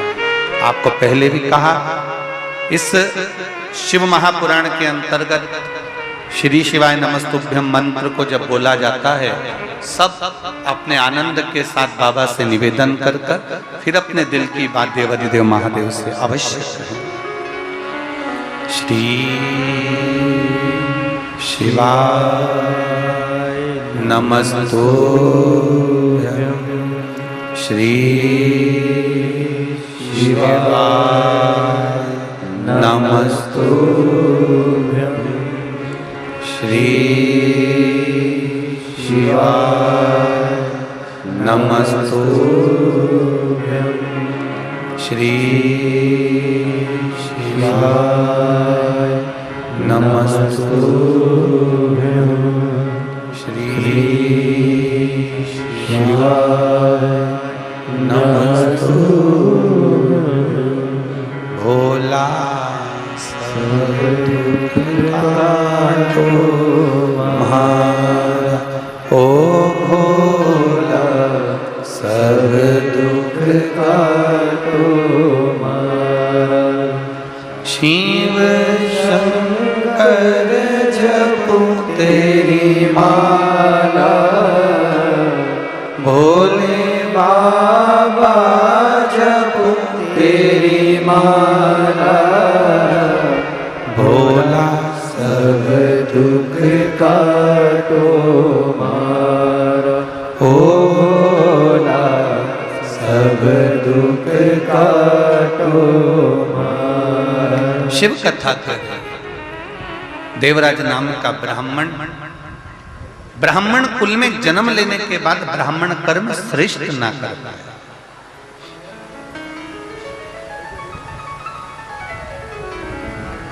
देखिए बड़ा सुंदर भाव शिवपुराण का कहता है कि आपके भरण पोषण की जवाबदारी देवाधिदेव महादेव ने ले रखी है।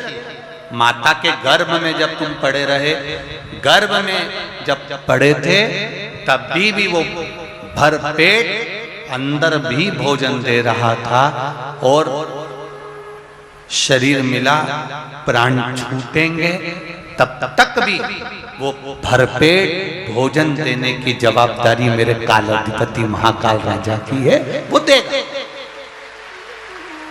उसका नाम है विश्वनाथ। क्या नाम है? विश्वनाथ। अच्छा एक बात समझ में नहीं आती रे, छत्तीसगढ़ वाला तुम भी बताना, अगर तुम्हारे समझ में आ जाए तो बताना। इनको कहते विश्वनाथ, द्वारकानाथ, जगन्नाथ, बद्रीनाथ, केदारनाथ, सोमनाथ। अब इतना सारा नाथ ही नाथ है, मतलब ये निश्चित है कि जब अपन पैदा हुए थे, जब माता के गर्भ में पड़े हुए थे, तब अपन अनाथ थे, और जब अपने को ये सब नाथ मिले तब अपना जीवन सार्थक हो पाया। ये निश्चित है।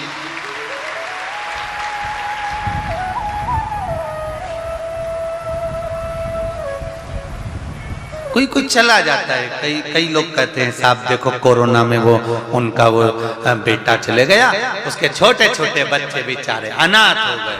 तुम कैसे कह देते हो अनाथ हो गए? कोई मरा और तुमने जाकर कह दिया बताओ भाई उसके बच्चे अनाथ हो गए। अरे तुम्हें कहने से पहले विचार करना चाहिए कि हम उस परमात्मा को शब्द कह रहे हैं। किसी के जाने से कोई अनाथ नहीं होता। शिवजी कहते हैं माता के गर्भ में जब तू था तब भी विश्वनाथ, द्वारकानाथ, सोमनाथ, केदारनाथ तेरे साथ था, और अगर कोई चला गया उसके जाने से तू अनाथ नहीं हुआ है।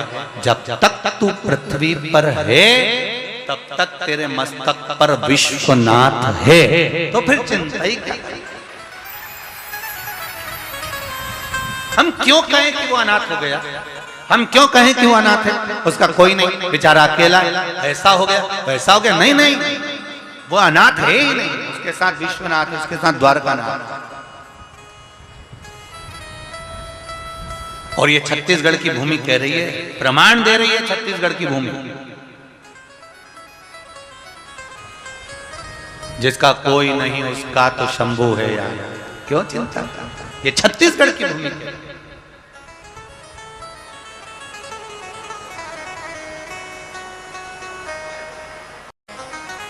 स्कंद महाभारत में कौशल के अंतर्गत वर्णन मिलता है। महाभारत में ये छत्तीसगढ़ कौशल देश के अंतर्गत आता था।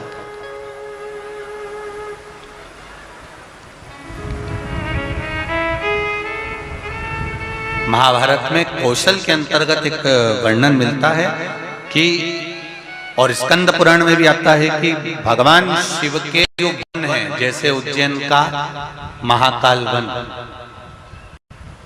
काशी में जम के बोलो नंदन वन, ऐसे शिव जी के जो वन बताए हैं उन वनों में एक वन है जिसका नाम है चंपा वन।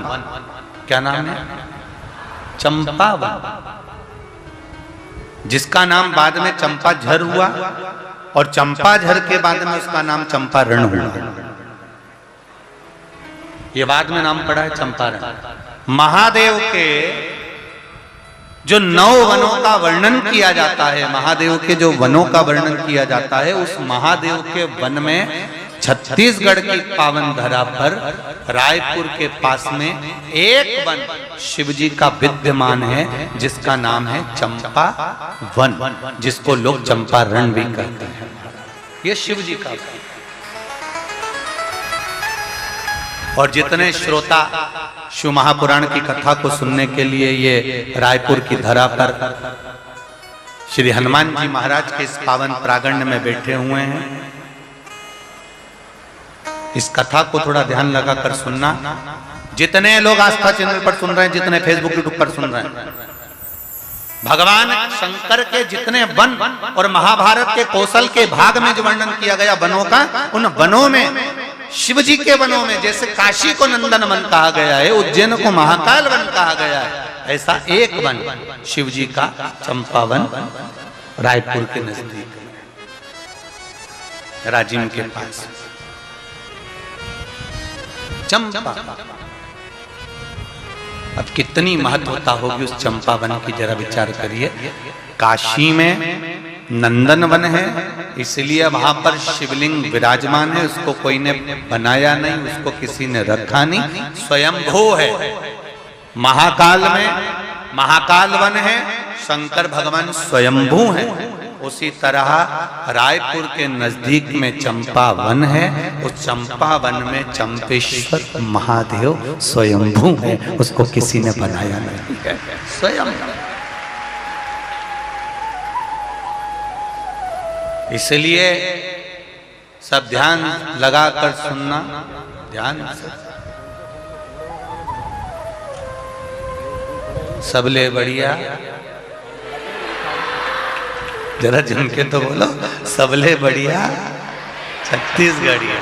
इसलिए छत्तीसगढ़ वालों के धान के कटोरे में एक वन जो इतना सुंदर वन है, जिस वन में जीव जंतु जानवर पशु पक्षी जो रहता था वो एक दूसरे को कष्ट नहीं देता था, एक दूसरे को कष्ट नहीं देता।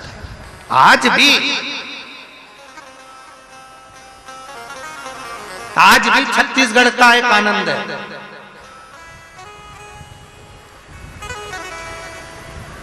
अगर ओरिजिनल छत्तीसगढ़ का व्यक्ति है, मैं फिर इस शब्द को सुन लेना जरा, ओरिजिनल। जो बाहर से आकर छत्तीसगढ़ में बस गया, हम उसकी गारंटी नहीं ले रहे, हम उसका पर जो ओरिजिनल छत्तीसगढ़िया है, ओरिजिनल, ये निश्चित है वो कभी किसी को दुख नहीं दे सकता, ये निश्चित था। अगर ओरिजिनल है तो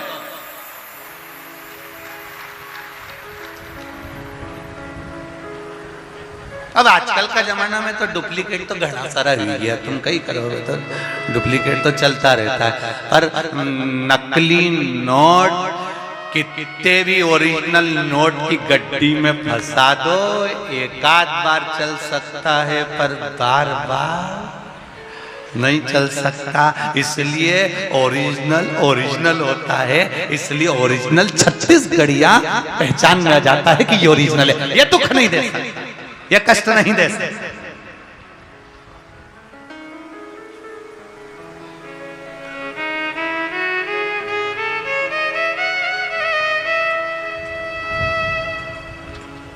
वो निश्चितता उसके अंतर्गत है। शिव जी का एक वन, शंकर भगवान का एक वन जिसका नाम है चंपावन, महाभारत में भी इसका वर्णन आता है कौशल के अंतर्गत। चंपावन में भगवान जहां पर चारों तरफ वन ही वन विराजमान था, चारों तरफ वन है, बस उस चंपावन में एक बार भगवान आनंद कंद परमात्मा की ऐसी कृपा हुई, ऐसी दया हुई कि महाराज जो गोदावरी नदी के तट पर भरद्वाज गोत्र में जन्मे हुए श्री लक्ष्मण भट्ट जी जा रहे हैं।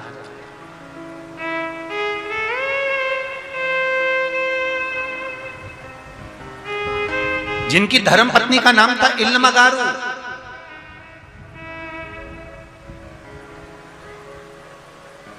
अपना पूरा परिवार गोदावरी नदी के तट पर जहां निवास कर रहे थे काकड़ में, वहां से निकलकर काशी के लिए जा रहे थे। पहले काशी जाने का रास्ता, पहले काशी जाने का रास्ता जितने लोग काशी साउथ वाले जाते थे या इधर से महाराष्ट्र वाले जाते थे या कहीं का भी व्यक्ति अगर काशी जाता था तो ये उसको जाने का यही मार्ग था, यही मार्ग। जिस मार्ग पर चंपावन है, काशी जाने वाला पहले चंपावन के क्षेत्र में रुकता हुआ फिर जाता था। अब ये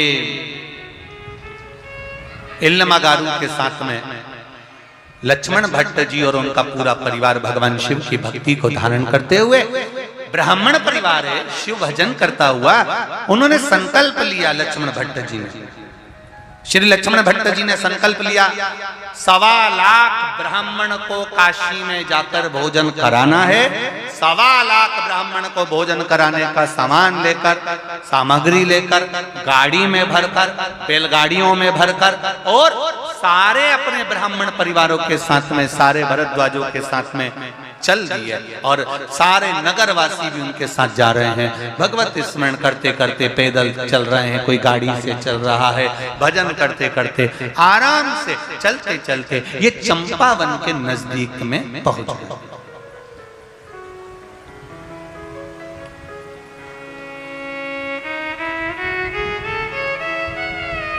और चंपावन के नजदीक में पहुंचे।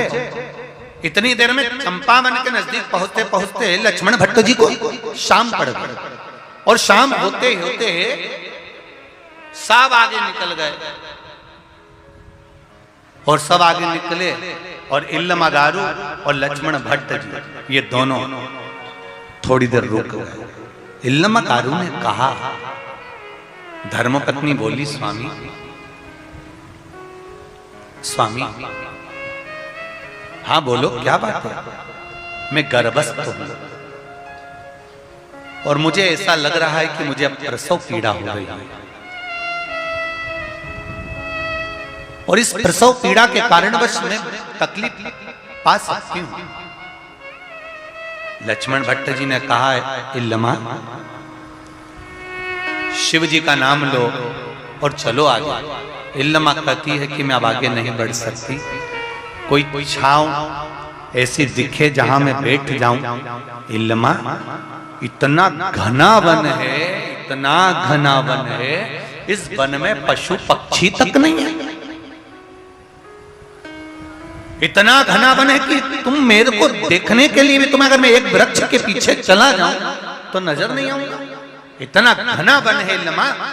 लक्ष्मण भट्ट जी कह रहे हैं, इल्लमा फिर कह रहा हूं तुमको, अपन आगे चलते हैं, आगे कोई गांव आ जाएगा, नगर आ जाएगा, अपन वहां रुक जाएंगे। इल्लमा कहती है, स्वामी मैं अब एक कदम भी नहीं चलती। और इल्लमागारू ने उसी समय पर देखा कि एक शमी का पेड़ था, और शमी के वृक्ष के नीचे इल्लमागारू बैठ गई। अब जरा ध्यान देना, आपको पहले कथा में कहा है, एक शमी का पौधा, बेलपत्री का पौधा, आंवले का पौधा, पीपल का पौधा, बट का पौधा, ये सारे जो पौधों का वर्णन हमने पहले की कथाओं में करा है, उसको जरा ध्यान से सुनना, जरा ध्यान देकर उसका स्मरण करना।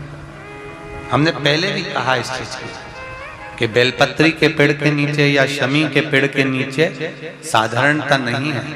बेलपत्री के पेड़ के नीचे लक्ष्मी का निवास होता है, पार्वती जी का निवास होता है, शिव जी का निवास होता है।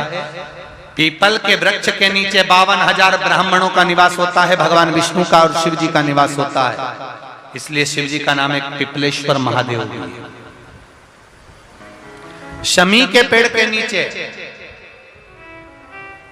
भगवान शिव अपने अड़भंग स्वरूप में विराजमान होते हैं। अड़भंग स्वरूप कैसा?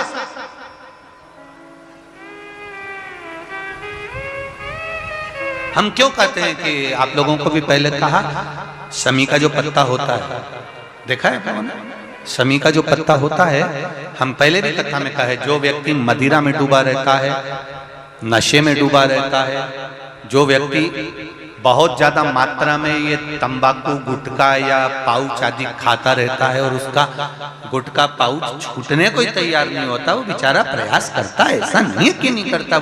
आजकल के जमाने में तो कितनी बड़ी बड़ी बीमारी होने लगी, कैंसर जैसा रोग होने लगा, तो वो छोड़ना चाहता है, ऐसा नहीं कि नहीं छोड़ना चाहता। हर व्यक्ति चाहता है कि मैं व्यसन को छोड़ दूं, पर थोड़े दिन छूटता है, वापिस वो उस व्यसन में लग जाता है। तो हम पहले भी इस कथा को कहे, शमी के वृक्ष के नीचे, शमी के मिट्टी का शिवलिंग बनाकर शमी के वृक्ष के नीचे शमी की ही मिट्टी का शिवलिंग बनाकर उस पर जो बेलपत्र समर्पित करता है और शमी पत्र समर्पित करता है, वो बेलपत्री को उठाकर ले आता है, शमी पत्र के साथ में शिवलिंग की पूजन करी हुई शिवलिंग का विसर्जन कर देता है। उसी दिन उस बेलपत्र को, लाए हुए बेलपत्र को जो शमी पेड़ के नीचे पूजन कर कर बनाया गया है, उस बेलपत्र को जो नशा करने वाला व्यक्ति होता है उसको 3 दिन तक लगातार पहली पत्ती बीच की, दूसरी पत्ती राइट की, तीसरी पत्ती लेफ्ट की, जो एक एक कर कर 3 दिन तक खिला देता है। 3 या 4 बार अगर प्रयोग कर लिया तो ये निश्चित है दूसरी बार वो नशे में धुत नहीं होगा, ये निश्चित। शमी वृक्ष जो शंकर भगवान का अड़भंग स्वरूप जहां विराजमान, थोड़ा मदिरा पान करने वालों के लिए, व्यसन करने वालों के लिए, थोड़ा गलत कर्म करने वालों के लिए थोड़ा सा और बहुत जरूरी है। मेरा नवयुवक बेटा बेटियों से ये निवेदन रहा है और आज फिर कहता है, आप तंबाकू खाते हो, आप गुटखा खाते हो, आप पाउच खाते हो, आपसे निवेदन है ये समझ लीजिए कि आप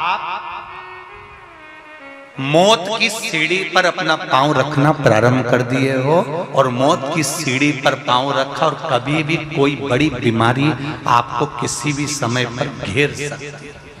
एक बात बहुत ध्यान से उतारना मेरे बेटा बेटियों से निवेदन, नवयुवक बच्चों से निवेदन, युवान बेटा बेटियों से निवेदन है, हम सुपारी खाते हैं या कोई सामान खाते हैं, बार बार हमारा गाल कटता जाता है, फिर ठीक होता है, फिर कटता है, फिर ठीक होता है, फिर कटता है। दांत में, जबड़े पर और गाल में झार झार सी पड़ने लगती है।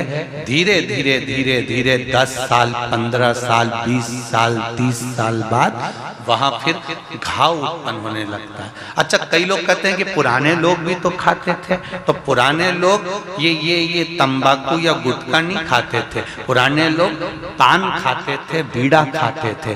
पान में चूना लगता था, कत्था लगता था और पान में एक तंतु होता है बीच का, वो तंतु एक ऐसा होता है जो अंदर बीमारी को पनपने नहीं देता। इसलिए जो बुजुर्ग लोग जो पान खाने वाले होते हैं, केवल जो पान का सेवन करते हैं, उनको कभी ये बड़ी बीमारी का रोग सताता नहीं है। और जो ये नया नया पाउच आता है जिसपे तुमने देखा होगा, उस पे कैंसर का फोटो भी बना रहता है, ये नए नए पाउचों पर कभी तुमने देखा कि पान पर फोटो बना हुआ है, पर पाउच पर, गुटके पर उसका समझो।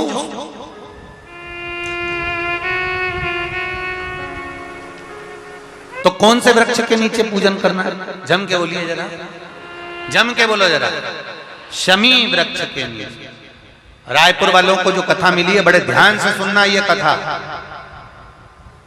बड़े आनंद के साथ मिली। और जितने लोग आस्था चैनल पर जो सुन रहे हैं, जितने फेसबुक यूट्यूब पर सुन रहे हैं, और यहाँ लाखों की संख्या में लोग बैठे होंगे। कई लोग तो अपनी अपनी टीन के ऊपर, छत के ऊपर चढ़ के बैठे हैं, कोई ट्रैक्टर पर, कोई गाड़ियों पर, कोई खंभों पर चढ़ के बैठे हुए। ध्यान से, बड़े प्रेम से सुनो इस कथा को, बड़े आनंद। शमी पत्र का वृक्ष, इल्मागारू ने कहा। अब एक प्रश्न, एक संवाद और थोड़ा ध्यान में उतारिएगा। मान लो किसी कार्य के लिए जा रहे हो और वो कार्य में बार बार अटकल आ रही है, वो कार्य तुम्हारा होना चाहिए और तुम लगे हो कि मुझे ये चीज होगी, ये निश्चित है। मैंने 10 लोगों को बोल के रखा है, 10 लोगों के हाथ जोड़ के रखे, भैया मेरा ये काम कर देना, भैया मेरा ये काम, और वो कर ही नहीं रहे। आखिर कारण क्या है? उसके लिए भी शमी पत्र का प्रयोग किया जाता है। शमी पत्र को शिवलिंग पर चढ़ाकर, वही शमी पत्र को उतारकर अशोक सुंदरी वाली जगह पर चढ़ाकर फिर आप अपने कार्य के लिए चले जाइए। श्री शिवाय नमस्तुभ्यम बोलकर 1 लोटा जल चढ़ाकर जाइए, शिव संभाल लेता है। वो शमी पत्र की, और शमी के वृक्ष ने क्या कृपा करी, अभी ये छत्तीसगढ़ की ये कथा कह रही है। ये धान के कटोरे की ये कथा वर्णन कर। इल्मा गारू लक्ष्मण भट्ट जी की धर्म पत्नी, जगत गुरु श्रीमद वल्लभाचार्य जी की माता इल्मा गारू शमी के पेड़ से टिककर बैठ गई। अब वृक्ष देखिए, शमी का वृक्ष,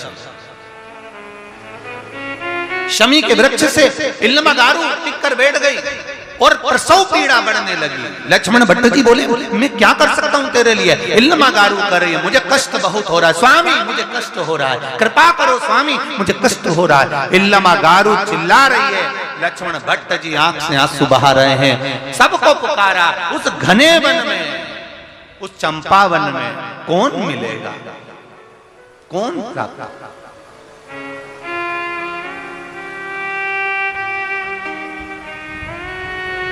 प्रसव पीड़ा बढ़ती चली गई। शाम सारे के सारे जितने लोग साथ में काशी जा रहे थे सब आगे के नगर में पहुंच गए। आगे के नगर में पहुंचे और इल्मा गारू और लक्ष्मण भट्ट जी वहीं शमी के पेड़ के नीचे रुके। चारों तरफ वन ही वन है और इल्मा गारू के नेत्रों में जल। प्रसव पीड़ा बढ़ती चली जा रही है, बढ़ती गई। लक्ष्मण भट्ट जी बेचैन हो गए। पत्नी की दशा देखकर मैं क्या कर सकता हूँ? तभी समय बीता, रात्रि होने लगी और अंधेरा बढ़ गया। अंधेरा हुआ। अंधेरा होते हुए जब प्रसव पीड़ा बढ़ी, उस प्रसव पीड़ा के बढ़ते ही एक बच्चे का जन्म हो गया, एक बेटे का जन्म हुआ। तो लक्ष्मण भट्ट जी कहते हैं कि अभी तो आपको 9वां महीना होने में समय था इल्मा गारू।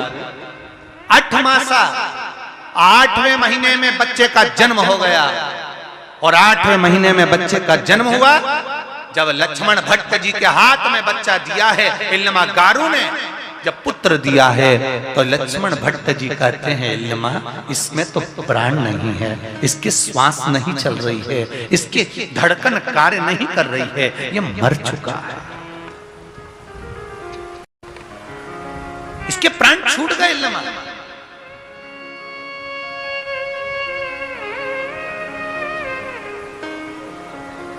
जरा विचार करिएगा, बहुत ध्यान देना इस कथा पर।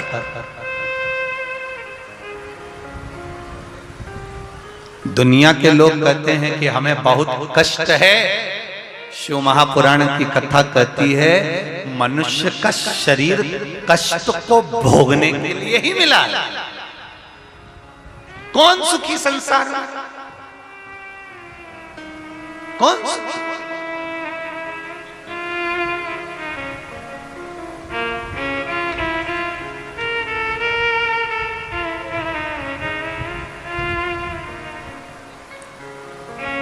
पूरी दुनिया में कोई सुखी है? अरे व्यक्ति अगर विद्वान हो जाता है तो अहंकार समाहित हो जाता है, विद्वत्ता आ गई, अभिमान आ गया।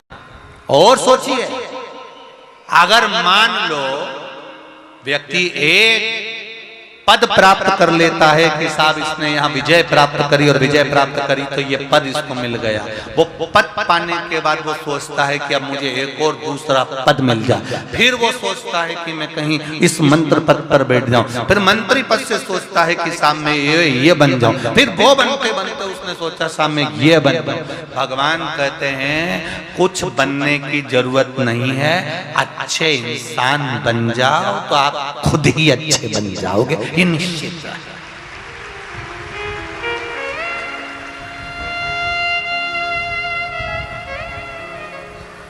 हम पहले भी कथा में कहे, आज फिर कह रहे हैं, आप लोग थोड़ा ध्यान से सुनना, बहुत ध्यान देना इस प्रसंग पर। आप अच्छे इंसान बन जाओ। हम हमारे बच्चों से कहते हैं देख लो श्रवण कुमार को, हम अपने बच्चों से कहते हैं बनना है तो उनके जैसे बनो। हम अपने बच्चों से कहते हैं उसके जैसे बनो। हम अपने बच्चों से कहते हैं उसके जैसे बनो। शिव महापुराण की कथा कहती है आप अपने बच्चों को ये मत कहो कि उसके जैसे बनो, अपने बच्चों को ये कहो कि तुम ऐसे बनो कि आने वाली पीढ़ी कहे कि इसके जैसे बनो। तुम अपने बच्चों को वो बनाने का प्रयास करो।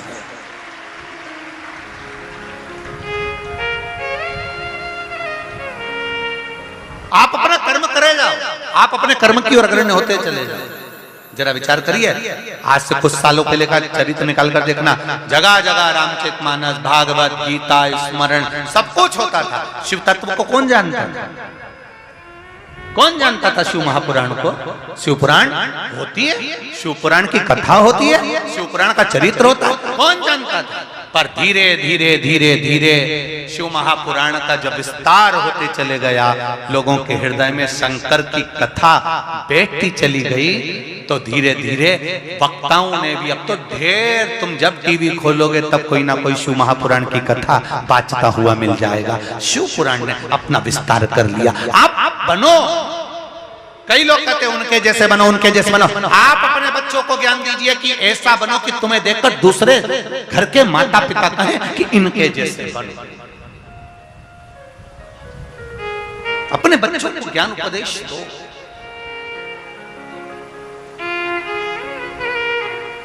कौन कहता है कि दुख नहीं आता? दुख आता है। भगवान जगत गुरु श्रीमद वल्लभाचार्य जी की माता इल्लमा गारू के जीवन में भी दुख आया, श्री लक्ष्मण भट्ट जी के जीवन में भी दुख आया। ऐसा कोई मानव का शरीर बताओ जिसके सम्मुख में दुख नहीं आया? भगवान राम अगर पृथ्वी पर प्रकटे तो उनको भी दुख आया, भगवान कृष्ण पृथ्वी पर आए तो उनको भी दुख आया। ऐसा कोई बता दो जीवन में जिसको दुख नहीं मिला हो। दुख तो आता, पर दुख आएगा जाएगा, बस एक काम करते रहना है कि दुख की घड़ी में भी हमें शिव को नहीं भूलना है। शंकर के द्वार जाते रहो, शंकर भगवान पर बिना छल के, बिना कपट के, बिना अहंकार के, निष्कपट भाव। हमें एक लोटा जल ये देखकर नहीं चढ़ाना कि दुनिया के लोग हमको देख रहे हैं। हम मंदिर में गए तो पड़ोसन देख रही है, वो हमको देख रही है, हम किस तरह से चढ़ा। नहीं नहीं नहीं, आप तो अड़भंग होकर आपके मन से जैसे आप शिव जी की आराधना करते हो वैसे चढ़ाओ। आप तो एक लोटा भर के ले गई। कई लोग कहेंगे बताओ, अरे कहीं कंगी मंगी तो करी आती, कहीं कपड़ा मपड़ा अच्छा पहनी आती, तो कह दो भगवान हमारा कपड़ा नहीं देखता, भगवान तो हमारा, अरे बोलो जम के, दिल देखता।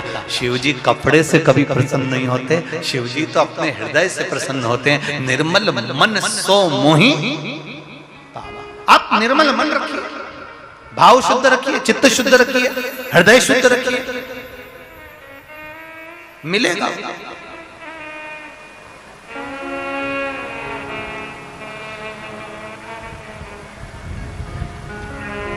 दूसरे को दिखाकर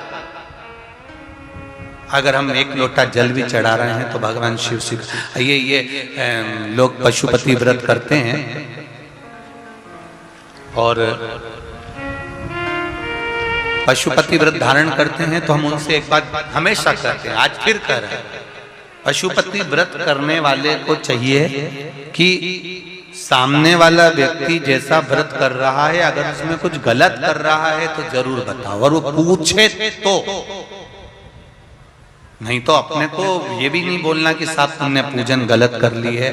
वो अपने दिल से कर रहा है, आप अपने हृदय से। ये जरूर है पशुपति व्रत का जो नियम है वो जरूर बता दो कि साहब 5 व्रत होते हैं और 5वें व्रत में ही पूर्ण करना पड़ता है। अगर बीच में कहीं रजस्वला धर्म आ जाता है तो उसको छोड़ दिया जाता है, अगला व्रत गिन लिया जाता है। 6 दिए मंदिर में ले जाए जाते हैं, 6 दिए पृथ्वी पर रखे जाते हैं, 5 दिए जलाए जाते हैं, 1 दिया पृथ्वी पे से उठाकर वापिस अपनी थाली में रख लिया जाता है। प्रसाद के 3 हिस्से जमीन पर रख दिए जाते हैं, दोने में कागज में प्रसाद जिसमें भी तुम लेकर गए हो, 2 हिस्सा मंदिर में छोड़ दिया जाता है, 1 हिस्सा लेकर आ जाते हैं। छठा दिया